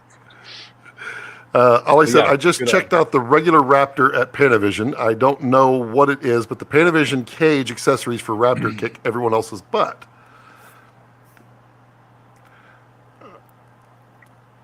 I think it's because they spec'd it out, right?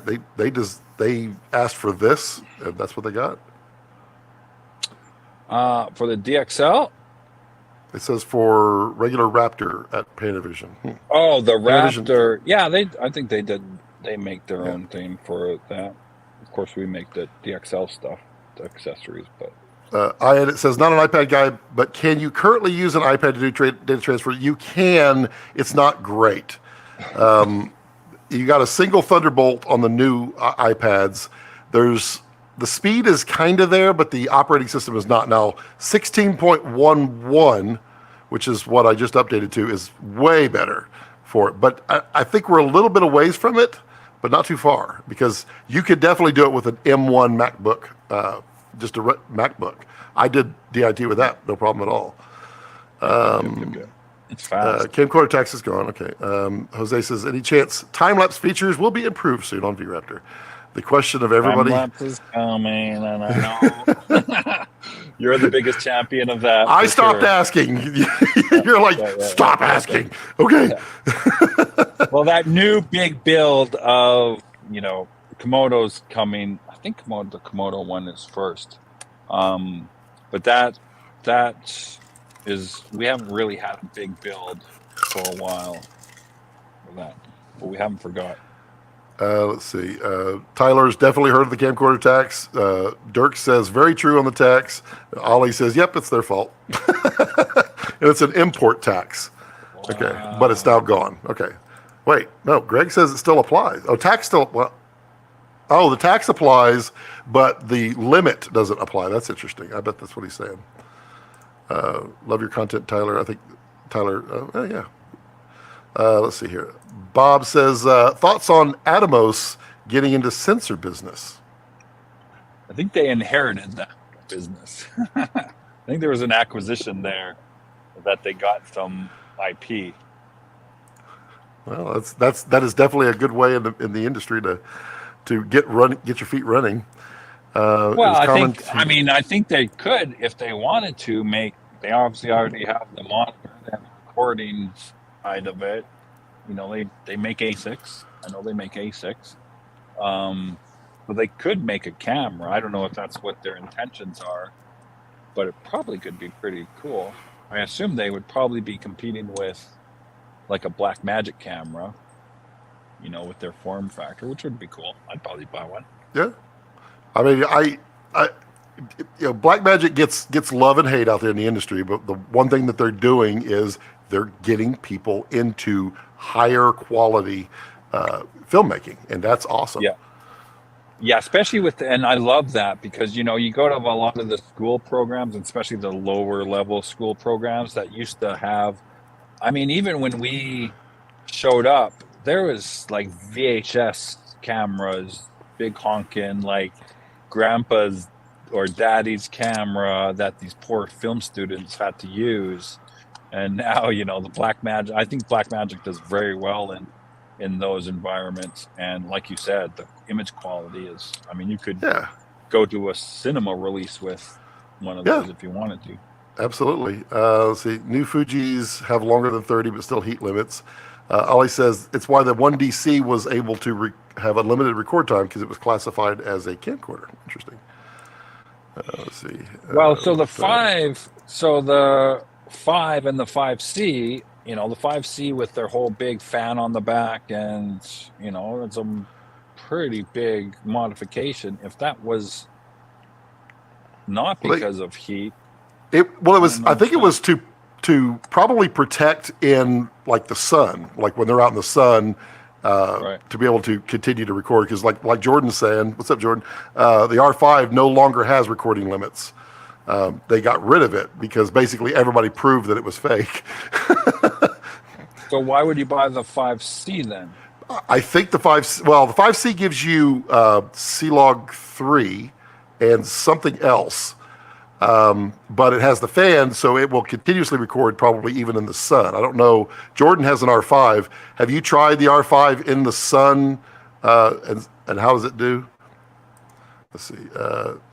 Jose says, yes, the locating pins holes on the monitor. Tried quick releases that have locating pin adapters, and they work on the bottom but not the top two. Okay. I don't. No idea what they do differently on their things. Let's see. Welcome, Tyler. Finally thinking of going red with the Super 35. Looks pretty perfect. I would agree with that, Tyler. It's excitement. Is HDRX coming back?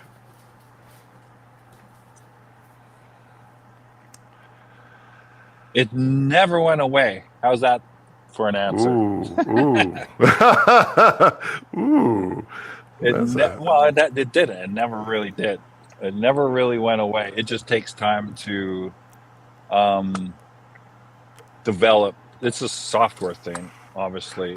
I love HDRX's look, but I hate processing HDRX. It is a beast. It would be a lot better now, trust me, Oh, with current hardware. Bob says Atomos abandoned making a camera. Interesting. So Leonardo asking HDRX we've just talked about, but Geoscope, is that coming back for Raptor? I got a lot of requests for Geoscope. It's probably Leonardo. It's all you. I feel like it's all him. I was going to say, yeah, Leonardo asks this all the time on Facebook, but a lot of requests for Geoscope to come back. I mean, that was obviously Robisi. Everybody knows where that came from. Right. I thought it was great. I just don't think we know a lot of people didn't actually use it. That's the problem. Because the only the few people that were asking for it afterwards. Yeah. Nate says, I learned on a used pocket. I owe a lot to Blackmagic for starting my work. There you go. It's a great, I mean, it's not a beginner camera, but it's a beginner higher end camera. It introduces you to a different, more perfected style of filmmaking, I would say. Oh yeah. No, they're before the mirrorless kind of revolution too, and before Sony kind of could do all the recording, Blackmagic showed up before them, and that was kind of a revolution for that price point. Your background is really got me. You need to just go ahead, film 8K, 30 minutes looping of just the ocean, and just put it out on YouTube. Let people just watch. Your view is incredible. Oh, it's pretty awesome. In a storm, it's insane. In the storm, there's so much drama down on the rocks and right, this unprotected ocean. It's like some northeast coast, like Newfoundland or Maine kind of storms. Just phenomenal to happen in this side of the water. It's cool. Daryl's asking, any chance of a 5-inch monitor for V-Raptor? There you go. There's your answer there, Daryl. Let's see. Lucas says RF Canon lens. Wait, did they say for Raptor? Yeah. For V-Raptor. Yep. Yeah. That's all you get, Daryl. That's all you get. RF Canon lens that will not vignette in 8K 17:9 on V-Raptor. I think most of them are clear, aren't they? Yeah, a lot of them are. The 16 millimeter will, some of the super wides will vignette. The 28 to 70 is clear, I'm pretty sure. Yeah. Just some of them. The 16 to 35, I think, hits it. The wides are the really hard ones. Yeah. Let's see here. Greg says, good thing about Blackmagic cameras is nearly everyone who's bought a used one pretty soon wants to level up. That's kind of true. I love that. It's interesting because the first Blackmagic camera I bought it only to get, because that's when you could get Resolve for free. Right. When you bought the camera. And it was such a insane deal because Resolve was much more expensive back then. Right. And that's the other thing I love, and I think they still do that, is it puts people into that software. Yeah, it gets them. You can grow with whatever. If you go from Blackmagic to Airy or to Red or to Panavision, learning Resolve. You're in the You're in the ecosystem, and it's a great ecosystem. Jordan says both have C-Log 3. Then one of them, Jordan, has C-Log 2, and the other one doesn't. I think maybe that's what it is. We're losing at the argument of this 5. Yeah, the 5C is a pretty bulky camera. It is. It's kind of heavy and bulky. There was something I cannot remember because I was literally. I've got both of them. I don't know I just thought that the 5C IBIS. had... The 5C doesn't have IBIS. I believe. Well, that's not a good reason to buy the 5C. Yeah, well, that's true. If the 5 doesn't have recording limits and doesn't have heating limit, heating limit, but it's missing. Then why would you buy the 5C? And it's missing stabilization.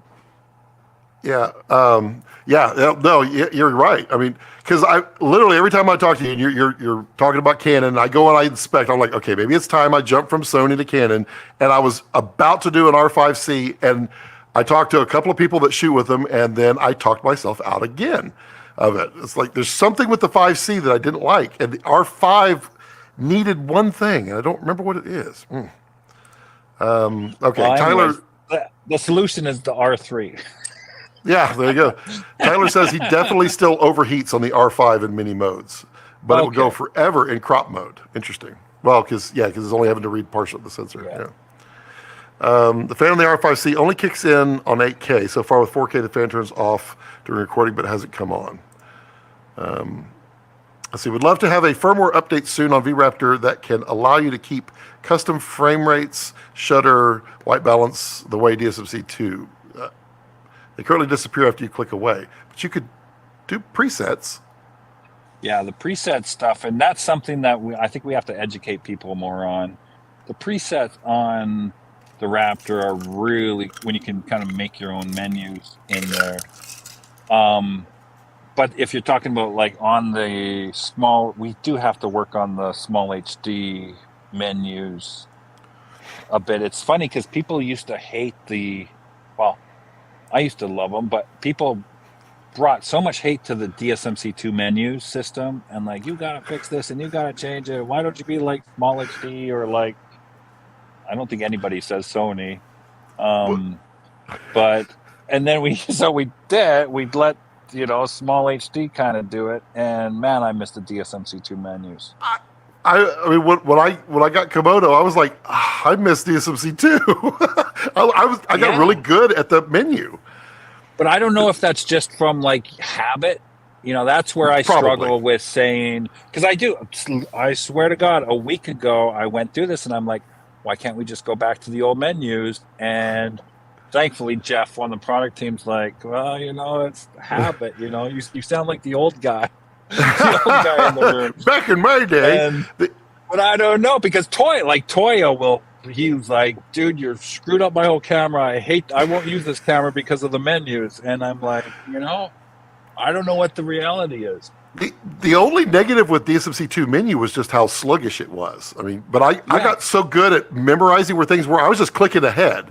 I just knew where things were. See, but the problem with that is that sounds a lot like just use and force and habit. And getting used to it. Learning it. There's so much cool things that the DSMC3 menus can do that the DSMC2 can't. So, it's a hard decision because, we could have just left it DSMC2 and added to it. Maybe we just need to let this grow on us a little bit more. Jordan said the R5C does give you that switch, so you can switch from stills to video. When you switch to video, it gives you the Cinema EOS line menu system. So that is an advantage of the C over the non-C. Yeah, but you can do that with the. Oh, I see the interface. It literally has the EOS Cinema menu system, which is kind of cool. Haven't shot a lot with heat-restricted content in the R5 in the sun post 616. YouTube stress test, it seems to perform as if there's no limit. Interesting. I haven't been able to overheat the R5 since updating. That's shooting in 4K 120 in the desert. D. Tyler, just a vote for the new menus. Yeah, Tyler versus Tyler. Here we go. Yeah. Would the side monitor on the V-Raptor be capable of playing back footage? No. You just don't want to do that. I mean, no. Well, they're asking for a 5-inch small HD. Maybe somebody wants a 3-inch small HD. the 5-inch small HD is a much better solution, I think. Yeah, if it were to happen, I mean, So there's no contest. And don't get me wrong, I love the Komodo. We won't lose that whole, I love the screen on the top of Komodo. That wasn't a mistake, I don't think. Is there any way in Komodo to get a double or triple tap to get full screen with no menu on it at all for focus, just to really maximize that screen? I mean, I know it wouldn't be 16 by 9. Yeah, Well, you have to zoom in. Yeah, but I mean, just be able to get fine focus on someone's face. If you could just fill that whole entire screen, it would be pretty monumental.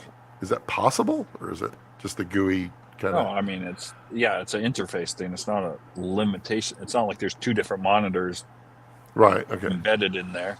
So it would just take enough people to But it would think it's important. You would have to zoom in. You'd have to crop off the sides. Well, no, I mean right? just for like checking focus. I mean, like right now you got to go and tap, and you got to go and zoom in on SDI or on LCD, but it doesn't fill the entire screen. You still only get the 16 by 9 frame or 17 by 9 frame inside the square frame. So if we could fill the whole square, at least just for checking focus.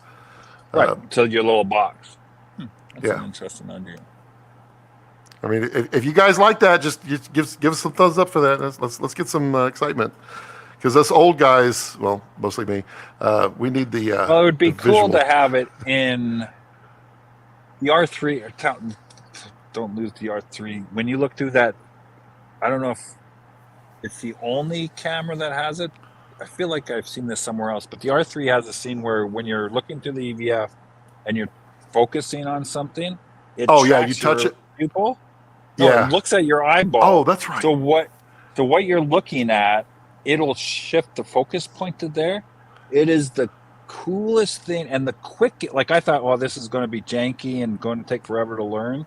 It's so intuitive and it just works. Like it doesn't. There's no learning curve to it. It's the most incredible thing. Sorry, that was just a diversion. But that's cool technology that people use. It is a cool technology, but I like your suggestion. I like the idea of having a box, because right now our kind of focus box is that little kind of, you can change the size of the square. I mean, maybe a 2-finger double tap or triple tap or something. But make it a square, like make that box a square. So that's what where you're kind of dragging your focus points to, and then you double tap, and that square then fills the screen so you're not getting cut off, and then you can critical focus. That would be kind of cool. Let's see then here. It's your actual box. iEdit said he went from Ursa to Red, so it definitely is a stepping stone. I love that. I'm actually with you with no overheating. I kind of lucked out. I feel like I got super weird good on it. Never overheated. Let's see. Yeah, I'm still in love with my SW. SolidWorks. Yeah, let's see. Let's see. Overheating. Both have C-Log 1 and 3. People are upset it didn't have 2. Okay, that's what it was. R5C has no IBIS, correct? Okay, R5C has time code. That's true. R5 has R5 recording limit's gone now, Brandon. Let's see. I went from Ursa Mini Pro G2 to Komodo to second Komodo. Yeah. I had the Ursa Mini Pro 4.6. Yeah, and it was a nice sensor. I enjoyed that one definitely over the 4K, but Komodo is such a step above. 5C oversamples in all modes, okay, except 4K 120th line skipped.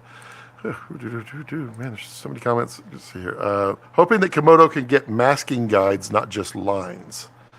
How's that? Yeah, the masking, that's what I'm kind of suggesting for this focus option, for actually masking out the image. We'd almost get that for free for the autofocus thing. I like that idea. Let's see here. Better than joystick menu on the Red One. Oh my God, we sold so many of those things would just roll off on themselves. And those joysticks, you remember what he's talking about? I know there was this little ball on the back, and it was this stupid little Allen key that you had to tighten it on with. Doesn't matter how, if you Loctited it and cranked that thing down, it would just jump off the camera and it would roll under anything. And we ended up giving them away at the end, but we sold so many replacement joystick knobs. I think that was a pain in the ass. Let's see. R5C really needed C-Log 2, proper cinema camera. Okay, great. Agreed. 100% agreed. Let's see here. When I take a screen grab of my image with false color, it only shows the video and not the false color. How do I get to show all my controls, false color, thirds, etc.? That would be on V-Raptor. Screen grab. When you do a screen grab? I guess on do you have screen grabs on the V-Raptor monitor, the small HD monitor? Oh, you're recording on the monitor? Well, they Or, don't. They process that all the stuff on the small HD monitor. That's not camera. It's That's all in the actually monitor. small HD doing all of that. Like their Page OS or whatever they call it.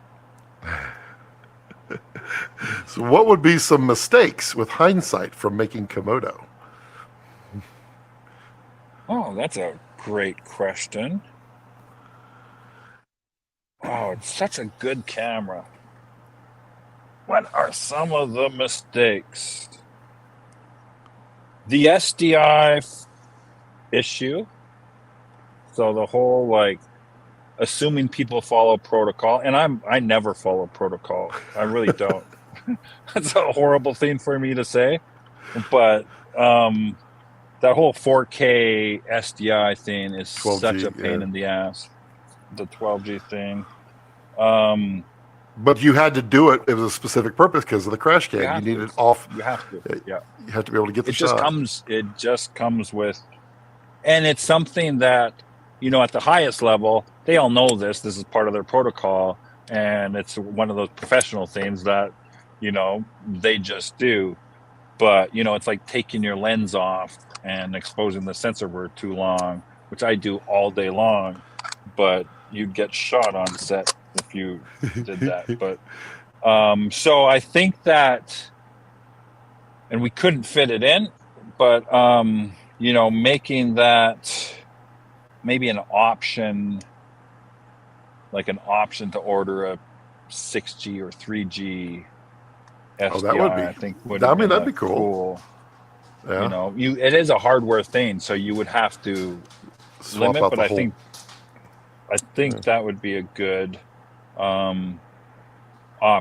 I would also make it so if you open the battery door or the CF door, that it would detect it. So you didn't just a little micro switch. So it would go boop, boop, boop, stop recording, because you can really corrupt your footage if you open that door and just eject while it's doing something. So I think, we're going into the weeds right now. But let's see. Daryl says double tap for focus. Yes, please. Greg says top screen of the Komodo is the best thing since sliced bread. Please keep it on V2. For V2 on Komodo, I get you. Brandon loves the idea of tap for focus. Nate gives a thumbs up for that. Antonio says great idea for the Komodo. That's 5 thumbs up. I can't compete with that. Even Daryl's like a hero only there, 4. my friend. I'm not the one that has to do it. All I do, I'm not saying we make can this do happen. It. It's a great idea. It's a great idea. Let's see. Presets aren't fast enough when you try to flip between, is what Jose's saying. It'd be great if you know the combinations you want, you could just click quick. So maybe a quick preset, that might be something that could be created. What was that preset in relation to again? So he wants it keep like the FPS, the actual cropping, the resolution, just the simple parts, so he could quickly flip between like 6K, 160, and then. Yeah. Well, also being able to edit out those presets or edit out the options. That's a big thing that's coming too. That will probably help, because it's a pain in the ass scrolling through all of those options. Right. Lucas says, I must admit, the only thing I think I love about Blackmagic cameras are the menu. pretty simplistic menu. It kept it easy. Karen was saying good. SW was Scarlet W. That's what he was meaning. Let's see. 5 still has a recording limit. Okay, so it does. Wait, what? When did the recorder limit get dropped? I thought it did. This is awesome. Oh, okay. Okay. Brandon says it has an overheat limit removed, but it can still only shoot for 30 minutes at a time. Okay. So it wasn't removed. Now, wasn't there a, or was that the heat? Somebody said if you like press, no, that's something else. Never mind. That's not what it is. Well, small HD EL zones becoming to a DSMC3 monitor.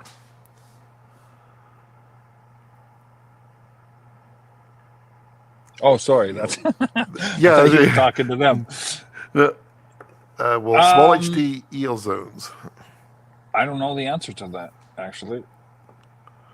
I'm trying to take more out of the small HD than put stuff in.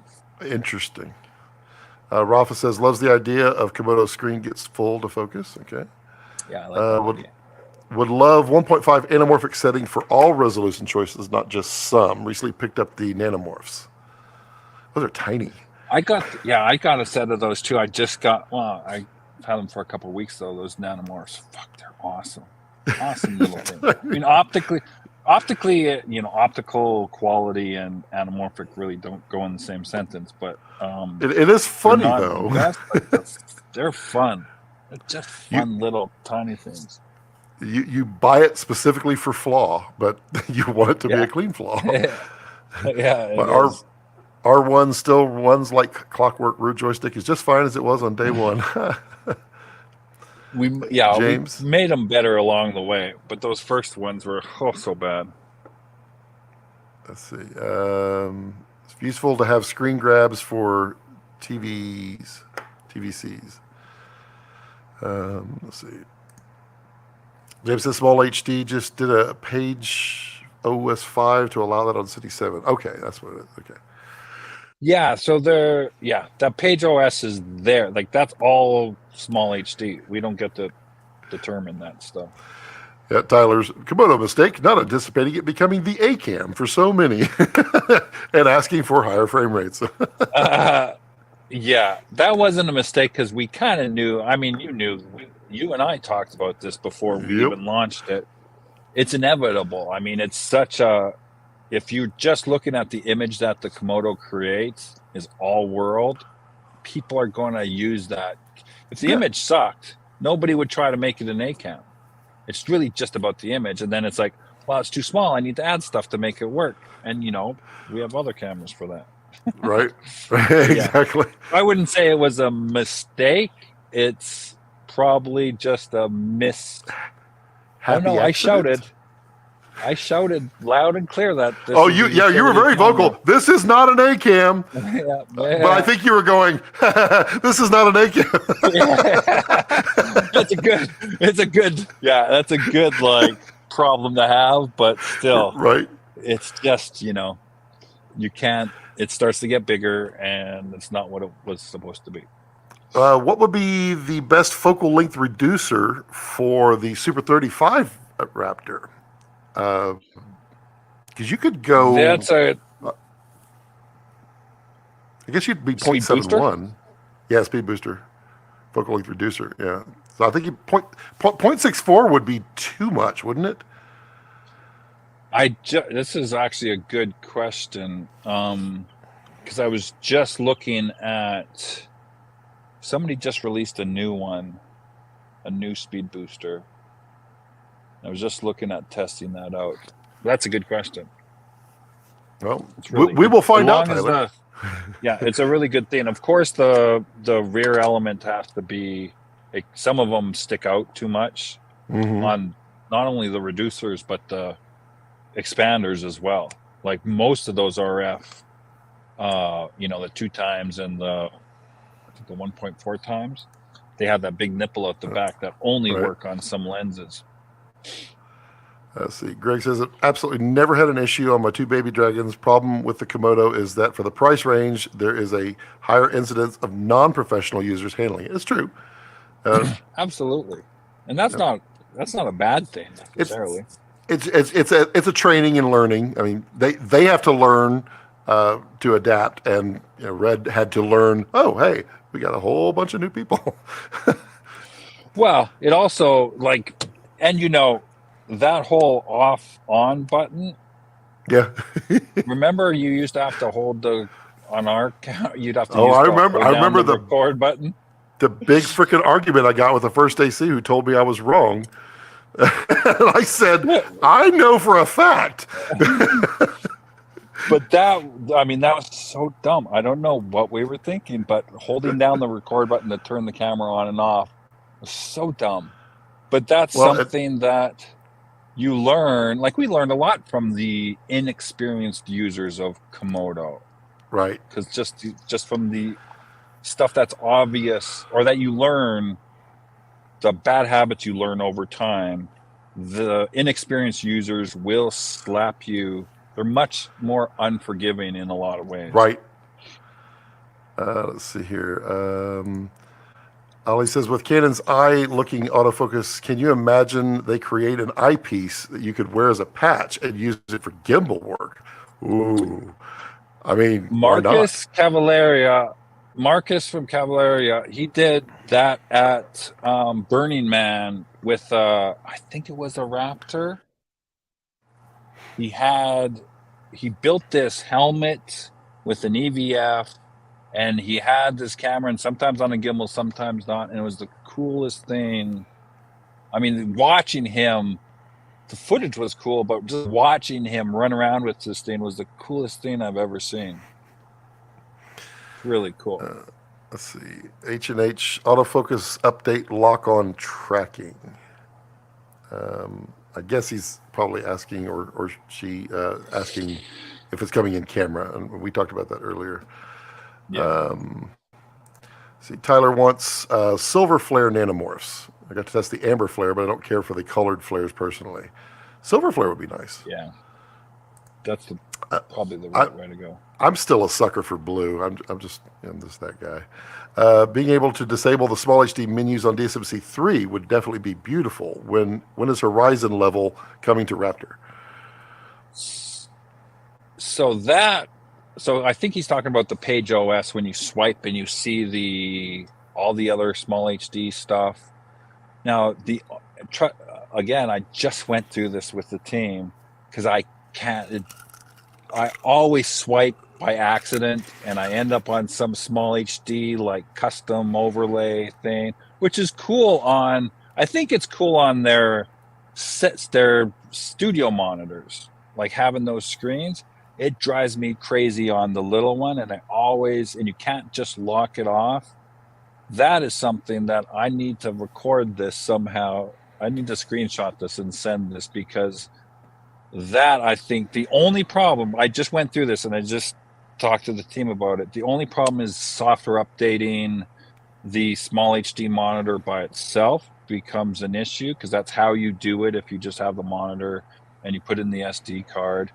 Now, with the new Page OS 5 point whatever and the new Raptor firmware, you can do it through camera. You can upgrade the monitor, thank God. That's the only thing holding back from eliminating all the small HD stuff on our monitors. Those of you with the small HD V-Raptor monitor, if you download firmware from small HD, make absolutely sure it's the one for V-Raptor. Because I know someone did, and they updated the wrong one, and it was, it doesn't work. It doesn't work anymore. I did that. Oh my God. You did it? I hate it does. It won't update. So you can't. Well, maybe the person you're hearing about, it took the update before they fixed it. Oh, okay. Because it took it and it bricked it, and they reached out to me at like 2:00 in the morning, and I was like, I don't know how you can unbrick that, but I said it's definitely a small HD question that you're gonna have to ask them. And, because I did the same stupid error. I downloaded the wrong thing, and if you wonder why you can do it from the camera now, the meltdown I had, and on the monitor, you can only use between like an 8 gigabyte card and I don't know, because it can't do the extra length. Right. So all the SD cards I had were 128 or 64, which are too big.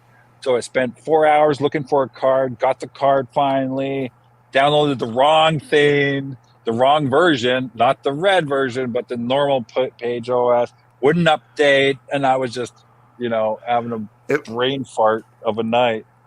And So, it's people do apparently really easy to see both of them at the same time. So you could just accidentally easily grab. And I know he was really upset about it, but Small HD did take care of him. I think they overnighted him a replacement monitor. And, and it didn't take it for me. So they probably updated their version of it. So if it sensed the red one, it would just not update. Right. Let's see here. Greg says his R1 is one of the first 1,000. Wow. Cool. That's classic territory. That's what I would have imagined using with crazy classic. times. Yeah, let's see. I guess I'm babying it. I find the horizon level very essential for shoulder work. Yeah. I do like horizon level. Just coming by to say hi. Hey, Adrian. How are you, buddy? Adrian. It was funny when it was sitting here, and it was forget which party it was, but Adrian said he was in New York, and so he wasn't going to be there, and so I was sitting there at the party, I was drinking a beer, and I was like, the DJ looks exactly like Adrian, and they're like, that is Adrian. I'm like, it's not. He's in New York. It was kind of funny. Yeah, he gets around that guy. He's such a beautiful, beautiful man. That Adrian. Oh yeah, I love that guy. Talented. Woo. So much creativity. Like a quiet savant. Yeah. Really, right. Just a beautiful, beautiful. I remember the first time I met him, I think was at NAB when we did that outside rooftop Paris party or something. And I was just mesmerized by him. Right. That was a cool party. That was like, we're never doing a party indoors again because you can all smoke outside and it's fresh air. That was the year my buddy spilt a glass of red wine on my white shirt. Oh, jeez. Let's see. Brandon, Goat Tyler is locking Viltrox speed booster and love it. No purple circles. Some get with the Canon one. Oh, interesting. Yeah. I think that a lot of people are beating Canon on their reducers and their magnifiers. Canon is kind of slow to roll. They slow to update. Keep on just released a new speed booster. That's the one. Yes, that's the one. I'm going to buy that thing. Use it on my Komodo all the time. Works with autofocus incredibly well. Nice. Yep, you were telling me about that one, Brandon. Non-goat Tyler. How's the autofocus with it on Kubota? Yeah, he just answered that. Brandon just did right there. It works incredibly well. Perfect. Butter is the term. Oh, everything's better with butter. But you know what's the best kind of butter? Kerrygold butter. Let's see. Why hasn't Red created their own RF to PL or RF to EF for V-Raptor? We have. You just haven't seen it yet. The PL version. The RF to PL. The RF to EF is just, the Canon doesn't do anything wrong with theirs. That's actually a good adapter. This is going to be one of those live streams you're going to want to go back in time and watch again, folks. Just a bunch of 35 millimeter equivalent testing today. The lens that fit the criteria for both the speed booster was the Sigma 24-70. Interesting. I don't like that lens. Thank you. Because it's backwards. I don't like it. I like Sigma, but I don't like that lens. The Siggy 24, you guys, no, you don't know what you're talking about. That lens is horrible. Those art lenses, let me tell you, before Sony and their G series, the G Masters, Grandmaster Super lenses were a breakthrough in optics, and Canon's new lenses are pretty phenomenal. But before that, those art lenses, Sigma did they were kind of the first new thing in a long time. Yeah. One of my favorite lenses of all time, the 18-35. I mean, it goes with me on everything because it's so freaking sharp. Yep. Marco, will V-Raptor have longer exposure modes soonish? Yes. It's a pain in the ass. Yeah, I tried to explain it to several people that asked me, and I relayed what you had explained and tried to dumb it down to make it easier to understand. And it's hard to grasp how much work that is why it's so. And slow. you have to have separate calibrations. I mean, everybody loves now. They're like, oh, its calibrate is so quick on the Raptor versus back then. once you start adding this stuff, like long exposures, you have to have a brand new calibration for every exposure mode. And that, calibration time just gets super long, fills the memory up. So they have to, do some ninja magic in engineering. It's just a pain in the ass. It's coming, but it is a pain in the ass, engineering wise. Another vote for Horizon level. Yeah. Super happy with it. It's an F2 now. Enjoy it more than the 28 to 70. Interesting. I mean, 28 to 70 is a huge lens, so. Yep. Horizon leveling. Another vote for that. Let's see. What would be appreciated in it?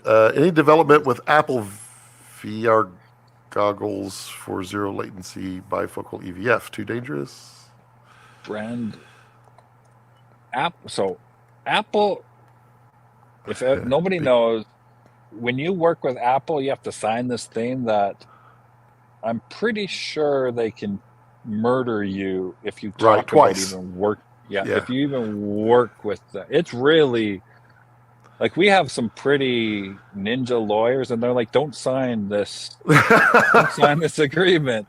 Because it is, I don't think I'm even supposed to talk about the agreement, but when you work with them on a development thing, it is like, you can't ask me any Apple questions because you can't talk about. We can't get him in trouble with Apple. We can get him a little bit in trouble with Red, but not with Apple. Exactly.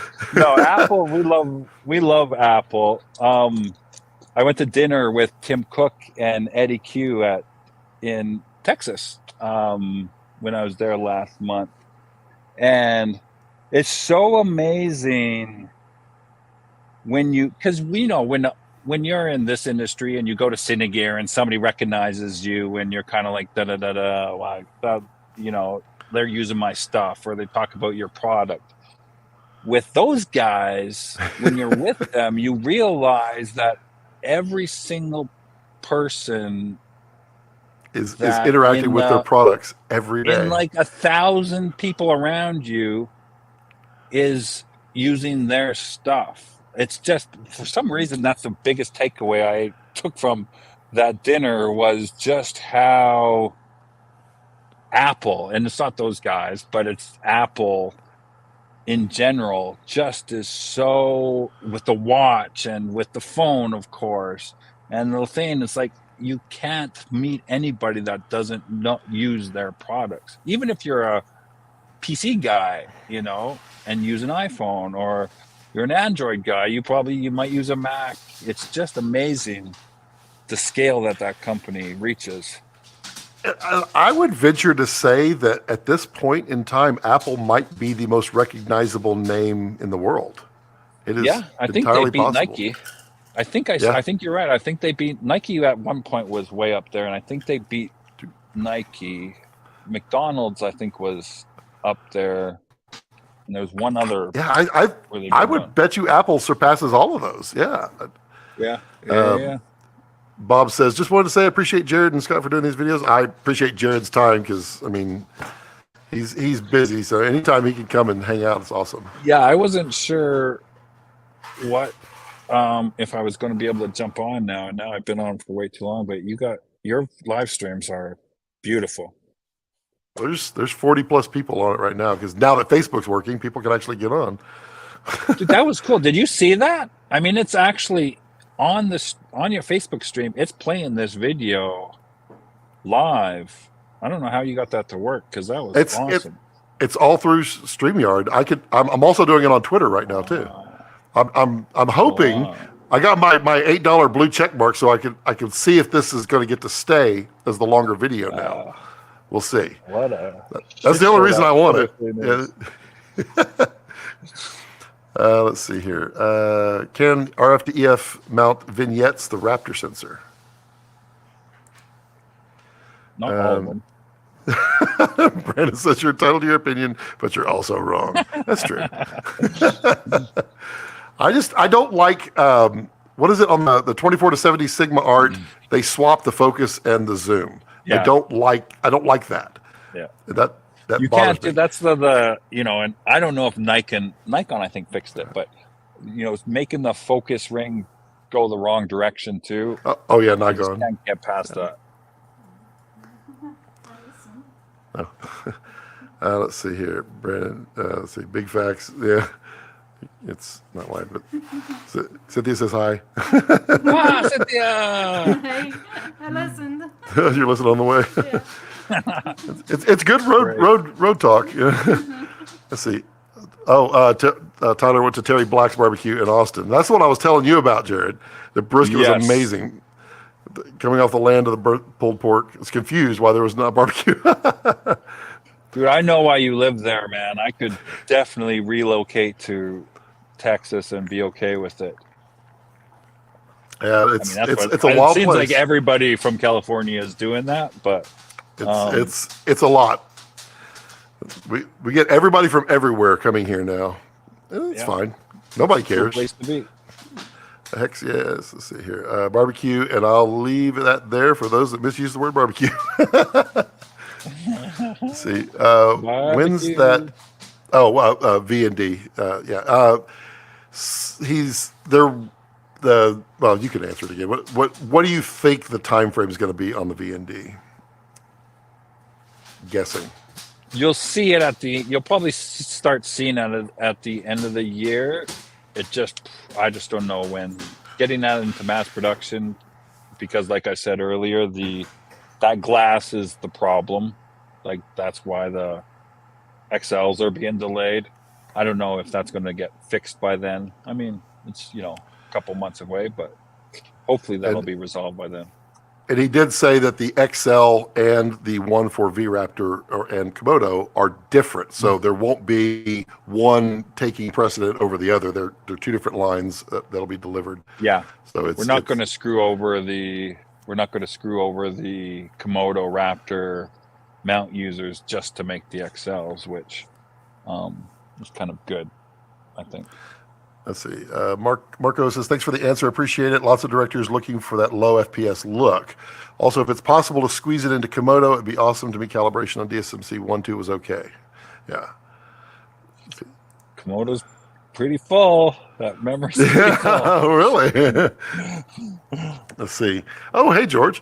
Greets from London, Scott and Jared. Just tuned in. Apologies if this has already been asked. But how closely does the V-Raptor Super 35 sensor match the VistaVision sensor at the same settings?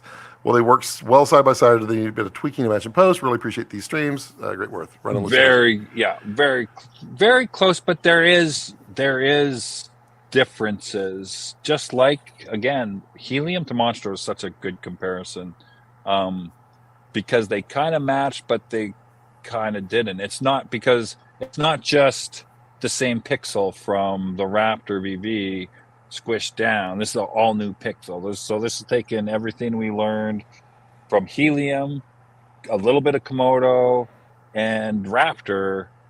This is the S35 sensor, so it is the forward sensor. Just suffers from the dynamic range, and even dynamic range is going to have a look effect when you're actually editing, but you can match them better than anything. Just like you could match, you can match a Monster to original Dragon BB if you wanted to. Do you have a personal, I guess, rather than a corporate, but a personal opinion as to usable ISO or pushing the limits of the Super 35 as a usable image? How far? I would go to, well, this is subjective. This is just for me. It's a personal opinion. No problem at 1600. No problem at 1600. 3200 is when it depends on, when I have to think about the lighting, because when people say what ISO are you safe at, it really, again, ISO for us doesn't really mean anything. Right, it's just metadata. Moving the. It depends the scene. So some people are like, oh my God, it's so noisy at ISO 2000, but the actual light is like 8,000 worth, it should be rated at 8,000. But I start thinking about it when I start pushing up to that 3200 level. I start thinking about noise. Like, what should I do differently here? And then for comparison, 1600 is fine. So 1600 to 32 is your range where you're thinking about it. On VistaVision version, what for comparison, what would you consider on that 6400. 6400 I would not worry about. So I mean, that kind of signifies a stop, and there isn't a stop difference between them. I think it's a little bit less than a stop in that low light performance. But the VistaVision, again with those bigger light pixels, light capturing pixels, just works better in that low light. Big light buckets is the way I explain it to people. Yeah, absolutely. There's a reason.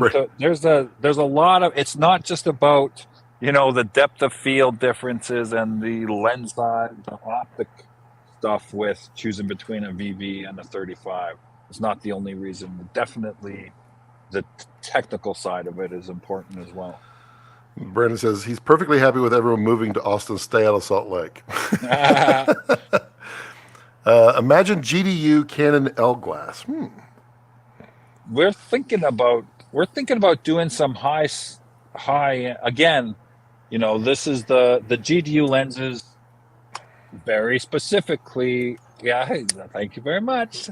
They don't have the manual focus ring for and the slack we get from not having that focus ring is the wrong use case for these lenses. But we're thinking about the L.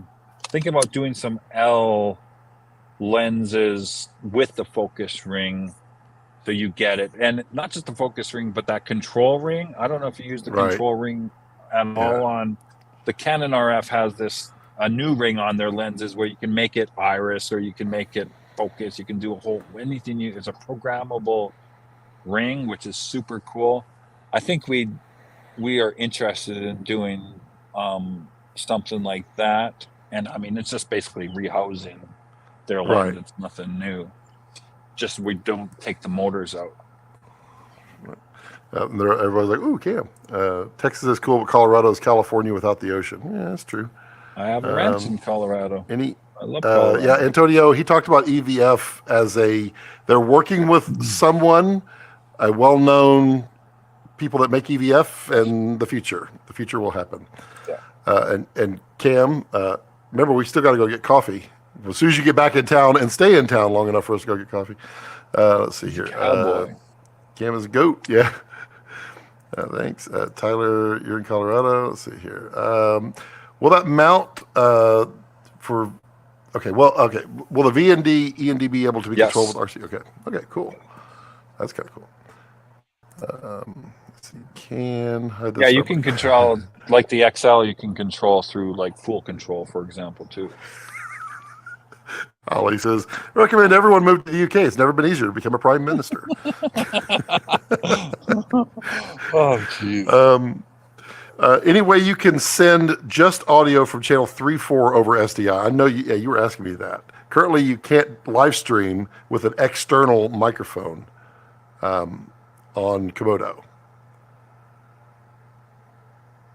Is that for me or for you? Yeah, it's not for you. It's so right now Komodo only will send channels 1 and 2. Well, it sends all 4, but everybody sees 1 and 2 as their primary on their receiving. And so you want to mute 1 and 2. Well, he wants to reassign, be able to swap them so that the scratch can be 3 and 4, so that a wireless mic. On Komodo, I see what you're saying. So you want those to be 3 to 4 to be primary. Well, he 1 and 2, he wants to be able to select between scratch or your mic input. Because right now it's 3 and 4 when you plug in a mic. Right. Yeah, I don't think you can reassign those. Yeah, you can't currently. Is it possible to do that in software or firmware? I'm going to write that one down because. All right, Tyler, you're getting your request looked at. I mean, it's a reasonable thing because higher end SDI switchers you can tell it I want channels 1, 2, but the lower end stuff you can't. Audio wasn't a huge consideration, obviously, on the Komodo. I'm not saying anything. Obviously. I mean, if you think we actually... I shouldn't say that. Yeah. We're very proud of Komodo audio, but if you think we tried really hard to make that... The it best wasn't it a can be. primary consideration, right? Right. That's a better way to say it. Thank you very much. Ollie's asking. Crash cam. Right, crash cam. You don't need audio on the crash cam. That's what the audio guy's for. He's the one sitting in the Just chair be over glad there. be glad you have a mic port. How about that? Well, that would have ruined the A cam experience for sure if you didn't have that. Yeah. Damn, that's what I should have done. Ollie's like, hey, cool, you got the Super 35 out, but when is the Super 35 XL going to come out? Yeah, there will be a S35 XL. We've got to make normal XLs in respectable numbers first, though, of course. Size of my SXT is starting to suck, and I don't want to drop 30 for a mini with 10. Yeah, I hear that. Hey, Luca. Let's see. Let's see. Phil must have landed by now. Let's see. Someone needs to say it, by the way. Thank you for making an actual line of affordable cameras for the biggest push in technology as of right now that isn't an overpriced $100,000 camera. That is a beautifully eloquent way to say it, Jose. Yes, thank you for pushing limits in all directions. That's awesome. I just saw that my local dealer listed a Zacuto EVF for Red Raptor XL. Yeah, Zacuto makes an EVF with a special array of, it's like a package with some cables for it. It's not a special EVF. Canon RF Cine Glass, I guess a general opinion on it. What's your opinion on it? It's okay. I'm just going back to the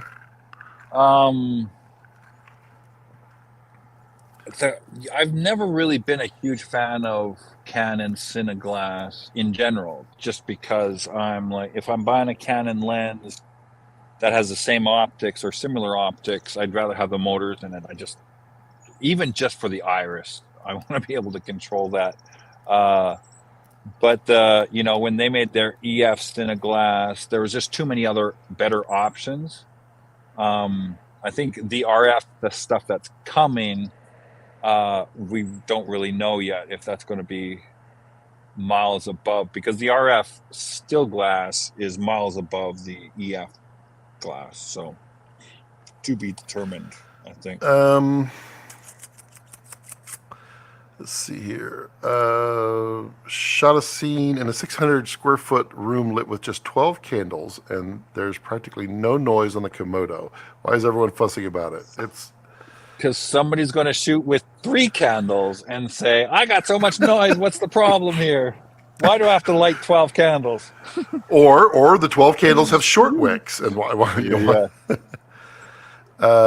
know, they a lot of, I didn't know this, I learned this, a few years into RED, but they have cinema candles that have double wicks in them to burn brighter. I actually looked into that. I was trying to figure out how they were able to light these spaces with candles, and I found out that 2, 3, and 4, and 5 wicks. It's like, okay, well, that makes sense. I had no idea. I'm like, of course they did that, and they're probably like $80 each. I mean, back then. Funny enough, wife and I, we made candles for years, and there's so much testing that has to go into a specific wick, to a specific wax, to a specific everything, and I can't imagine what they go through. Let's see here. Will the V&D have a support bracket to bolt the mount to the top or bottom of V-Raptor face? Yeah, if you look on these cameras, there's a reason why we have a chin on them, especially on the V-Raptor, of course, but all the little holes. Yeah. Oh, yeah. There's a reason. We just didn't make those for no reason. You don't accidentally have a V&D you could flash up on screen, do you? They have, I did already. The Didn't V&D? I do that with you already? No. Yeah, I did. You mean just the standalone? Just the standalone. I'm sure I've done that with you. I wouldn't have done that on any other live stream except for you. It's actually mine's at the studio right now, so I can't right now. But I swear I've shown you guys. You might have. I was just trying to get it for the people in the. Oh, okay. A replay. It is several live streams back. I did comment about it in the comments. So if you're looking for what it looks like, go back and watch the live stream. It's a lot different than what that was, because that was a while ago too. That was an early prototype. Yeah. That thing was Jared, janky. thanks for the Komodo. It's the most fun I've had in a good long while. Yeah, that's a good way to say it. Me too. I still love the Komodo. The candles were practicals and the wicks were pretty short. Let's see. I hear Michael Bay was disappointed with Komodo's audio of an Apache crashing into a semi-truck. No audio. Right. Michael Bay. Will the V&D have a clear setting? It's not a set. No, it's not a setting. Like clear is not a setting. Okay. Oh, so it. Like you can't with an electronic ND, you can't just have it go to 0. They just don't work. Like on the XL, it's actually you're actually moving it away, and it's a clear filter in there. So when you have just the thing, when you turn it off, or like there's no setting to go magically 0 stops, something, there'll always be a little bit of loss when it's even not off, but the lowest setting possible. So you can't just, it's not just a like setting, say 0 stops my ND. It just doesn't work like that. So the electronic, the external one will not have the swap out. There's no room. It's a small thing. You can trade it. You can take it out and put in a clear if you want to. But it's a circle thing. It's a circle. Well, it's just like Canon's version of the non-electronic variable ND. Right. Exactly. Yeah. So, that's kind of a smarter version of that. But you can see there's no real place to put 2 of those in, like a clear and ND in that little circle. Right. Yeah. And if you made it too big, somebody would go, "Why is it so big?" Yeah. Well, the one that I showed you even was too big for me. I just hated it because it just gets in the way of stuff. Do you think people abuse the RF mount on Komodo and V-Raptor with their follow focus motors? Well, that's on the Komodo. You should be supporting properly. On the Raptor, that's why we have that little lock ring, and it's taken us a few times to get that actually tensioned right. But I think it's less to do with because you're obviously using an adapter of some sort. If you're using a lens that needs motors, you're using probably a PL. It's more putting that stress on the mount, the adapter, than the actual mount if you're supporting the lens properly, which you should do if you're going to put, because some of those lens motors are torque monsters. Like they'll peak at 40, 50 watts, like 5 amps, and those things could probably roll a car down the street. Some of them, you need to be, if you're using motors like that, you need to put actual rods and support them to the camera and support that bracket, because it's just twisting on the PL mount at that point. It's not actually putting stress on the actual mount unless you're not supporting it at all, which is kind of a bad idea. All right, I want to put 10 minutes on the clock here because you got stuff to do. We kept you really long. So if anybody has last minute questions, go rapid fire them out there. You get 10 minutes. Jose is asking, what is the measurement setting on the V&D? So I guess he's asking what would be the range, and then what is the increment in between? That's still to be determined. It's going to be very similar to the XL, but not exactly. It is a little bit different. It's the same glass. It's just a little bit different. So that's to be determined. There you go. Barry Lyndon, I think, was shooting with those candles. Okay. I don't mind E&D starting from 0.3 or 0.6. Yeah. You're just not going to get a clear 0. Even a clear filter, truth be told, has a little bit of something. Light. Yeah. So and one thing I learned is that even a clear filter affects the optical. It affects focus in a slight way. Well, it's even worse if you don't have. So if you actually like, instead of a clear piece of glass, you take the glass out, so it goes from ND to nothing behind the lens. That throws everything way off. I never considered it until it was a problem that started showing up for people that didn't know. Greg had his skin ripped off his thumb with the follow focus motor. Yeah, I can see that. Yeah. No, there some of those we talked about this before, but on the Cineshooter, I'm using their focus motors to actually drive my whole dolly, and I actually made them modify the ratios a little bit. Some of those things, like, I'm not kidding, those could probably push a car if you put a big wheel on them, because they are just monsters, those motors. My Frankenrig over here weighs about 100 pounds with all the weight on it, and zips it back and forth. You can't just instantly torque it. You gotta ramp it, but I mean it's powerful. Like Kessler motors are serious.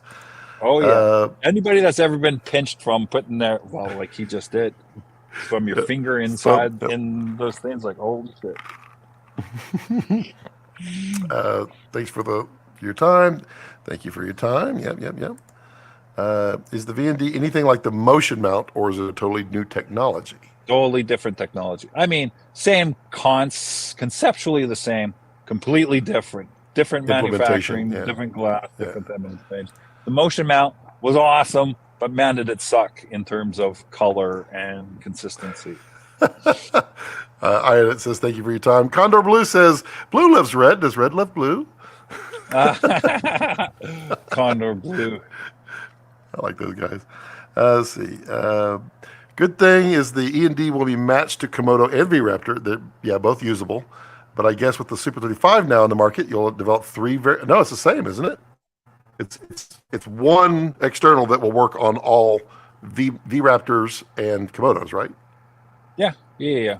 So the reason we had different, it's because the Canon mount, we had the S35, and then we went full frame.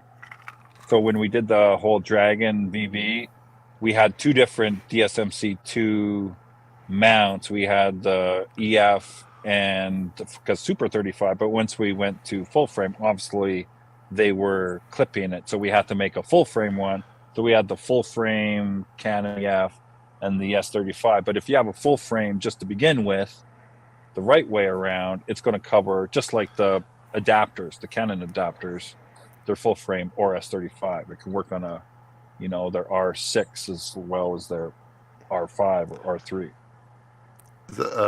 Leonardo's question here. This is kind of a loaded question here. If you can kindly not charge $100 for a clear filter like Canon, but there's so much in the clear filter, it's not cheap. Jeez, we had, and it's something I did with internally. We went through so many filters, and then we did something with Phil Holland as well. With the XL and testing against filters and glass filters, and I have so much respect for all of those people that make ND filters, because it is a nightmare. Yeah, if anybody hasn't watched Ryan Avery, the interview I had with him on here, where he goes in deep onto the manufacturing of filters and what it takes, and it is mind-boggling, and like just clear glass is not clear. It takes a really special glass. When you hear water white glass, it is a very specific type of glass that's clear. Otherwise, it's green, and it costs money, and it's very expensive. So the fallout, the defects are so incredibly high. And again, as your resolution goes up, it's more and more noticeable. Oh, wow, look at that. Oh, look at that pretty thing. Oh, yeah. Get your orders in. I think they're down to the last few. I thought he was sold out on those things. Fuck, I love that. Did he sell out? Oh, maybe. Last I'd heard, there was a few left. Oh, good. Maybe that's true. Maybe. That's so cool. Let's see. I hope he makes a ton of lenses for it. It's going to be so much fun because we're all going to be playing with them. Let's see. But Jared has managed after these live streams that I even consider a Red again after a horrible experience with DMCs 1 and 2. Thank you for your time, Jared. It's well, DSMC 1, we really didn't know what to give it. It's amazing anybody continued down that path, to be honest. Well, DSMC 2 wasn't that bad. I really like DSMC. I still use DSMC 2. I mean, yeah, I like DSMC 1. I was still partial to it until I blew it up. I do want to say that I mean, Jared, your time is incredible with everyone. And it's not something that anybody else does. And I think it speaks volumes to the people in the industry, people who are thinking about RED, just the level of access that they have to, someone like yourself and everybody else at RED who's so open to, as much as they can to answering questions directly. And I personally appreciate, and I'm sure everyone else does, that that you do that for the community. It is incredible, and yes, thank you for doing that. I'm just, I always say it, but I'm just one of you guys. It's like we're all in this together. I mean, I learn things from you every day, and we learn things from each other, and it's community. I still feel like I'm still, one of the little indie guys with my own little thing, and I'm down here shooting stuff, and we're all the same. It's just different. Awesome. It's not that different. Leonardo said he forced his wife to watch this. Thank you, Jim, for your time. Thank you for entertaining me, not so much for her. Oh, that's lovely. I've got the sunset coming. Look at this lighting right now. That's looking nice. As a first-time RED owner, can I buy a red hoodie that represents V-Raptor, or maybe a gray Rhino Grey red hoodie? So there's going to be Rhino Grey hoodies from WSF, this company. That's where the Rhino Grey stuff is going to come back. I think I got to check with Brian. That's coming very soon. But we do have Raptor. I know we have V-Raptor hoodies. I don't know how public they are. You might have to buy them from the studio. Some of the stuff we only sell at Red Studios in Hollywood and not on the store or anywhere else. And that kind of goes in and goes out. But I think the hoodie might be a web buy thing. Tyler, yeah, we talked about no glass. If you take the glass out, you actually change diffraction, and so you actually will destroy focus. I mean, it's not huge, but it could keep you from reaching infinity focus by removing glass. In front of the glass doesn't matter. Like you can have no glass or put an ND. It's not going to change your back focus. But when it's behind the lens or behind, any part in that chain behind the lens, that's going to throw you way out. And George says, just to clarify, will we be able to remove just the V&D filter from its housing and get a clear setting, or we have to remove the whole mount? From the filter, just like the Canon, just think about the proper version or like a grown-up version of the Canon. Think about that concept, but you have to put a clear filter Something has to be there. In. Yeah. Because just like everybody that has one of those can do that test. They can take that out and look what happens to your focus. Yeah. It'll shift a little bit depending on where you are in the range. So you have to George, have something in there. You can pull it out, but you got to put something else back in. Yeah. You don't have to remove the entire thing. Still, people never notice that because usually it's just the autofocus just takes care of it. Right. That's true. Single greatest factor of why I'm all in on RED. That's true. Greg, yep, we're a cult. Yep, those are coming. The puppets are literally on the floor over here, and I ordered 3 others. More cult puppet shorts are coming. We appreciate you, Jared. Your support here to the community is not taken for granted, and we will continue to support you also. Thanks, Kareem, Super 35 is really great thing now to come back to. It's going to be the same in the future, or if the GH6 with the last Micro Four Thirds. No, I don't think it's going anywhere. Super 35? No, we've always made S30. I mean, we started with S35, and as you can see, we always go Helium Monstro, Raptor S35, Raptor VV. There's no reason not to do both. There just isn't. Media or the GH6. I'm not a big fan of Micro Four Thirds at all. I like the DJI implementation of their Mavic. and they're 4/3. But I mean, it's a drone. I think they do a good job with it, but I'm just not a big fan of the whole 2/3 or micro 4/3. We, of course, Scarlet 2/3. We thought about it. Just too many compromises. But S35 here to stay. Full frame DVs here to stay. Agree with that. How about some red Wear a Cult hoodies to support the channel? we should definitely do those. I'm all down with that. That would be cool. Okay, I think we've come to a close, and I'm going to let you do, for the first time ever, you can close out the live stream. So say whatever you want to say. Oh my God, my dog's on the bottom of my hill. Baby, get back here. That's one way to close it out. Both my dogs are back here. I gotta go, but thank you, everybody. No, you close it out. All right, I'm gonna drop you out. Thanks so much for your time again. See you. And thank you, everyone, for joining in. Tell everybody about it, because I mean, there's so much information in here. Just going to take a while to absorb. But thank you, everyone, for your continued support. And and thank you, Jared, for always giving as much time as you can, because believe me, it is not easy to get these things going. And he's so incredibly accommodating to the community, and I can't thank him enough. And I know you all appreciate it as well. So thank you all for being a part of it. And as always, as I like to leave it, don't let your passions center around your life. Let your life center around your passions. And let's hope that Jared gets his dog. Bye, everyone.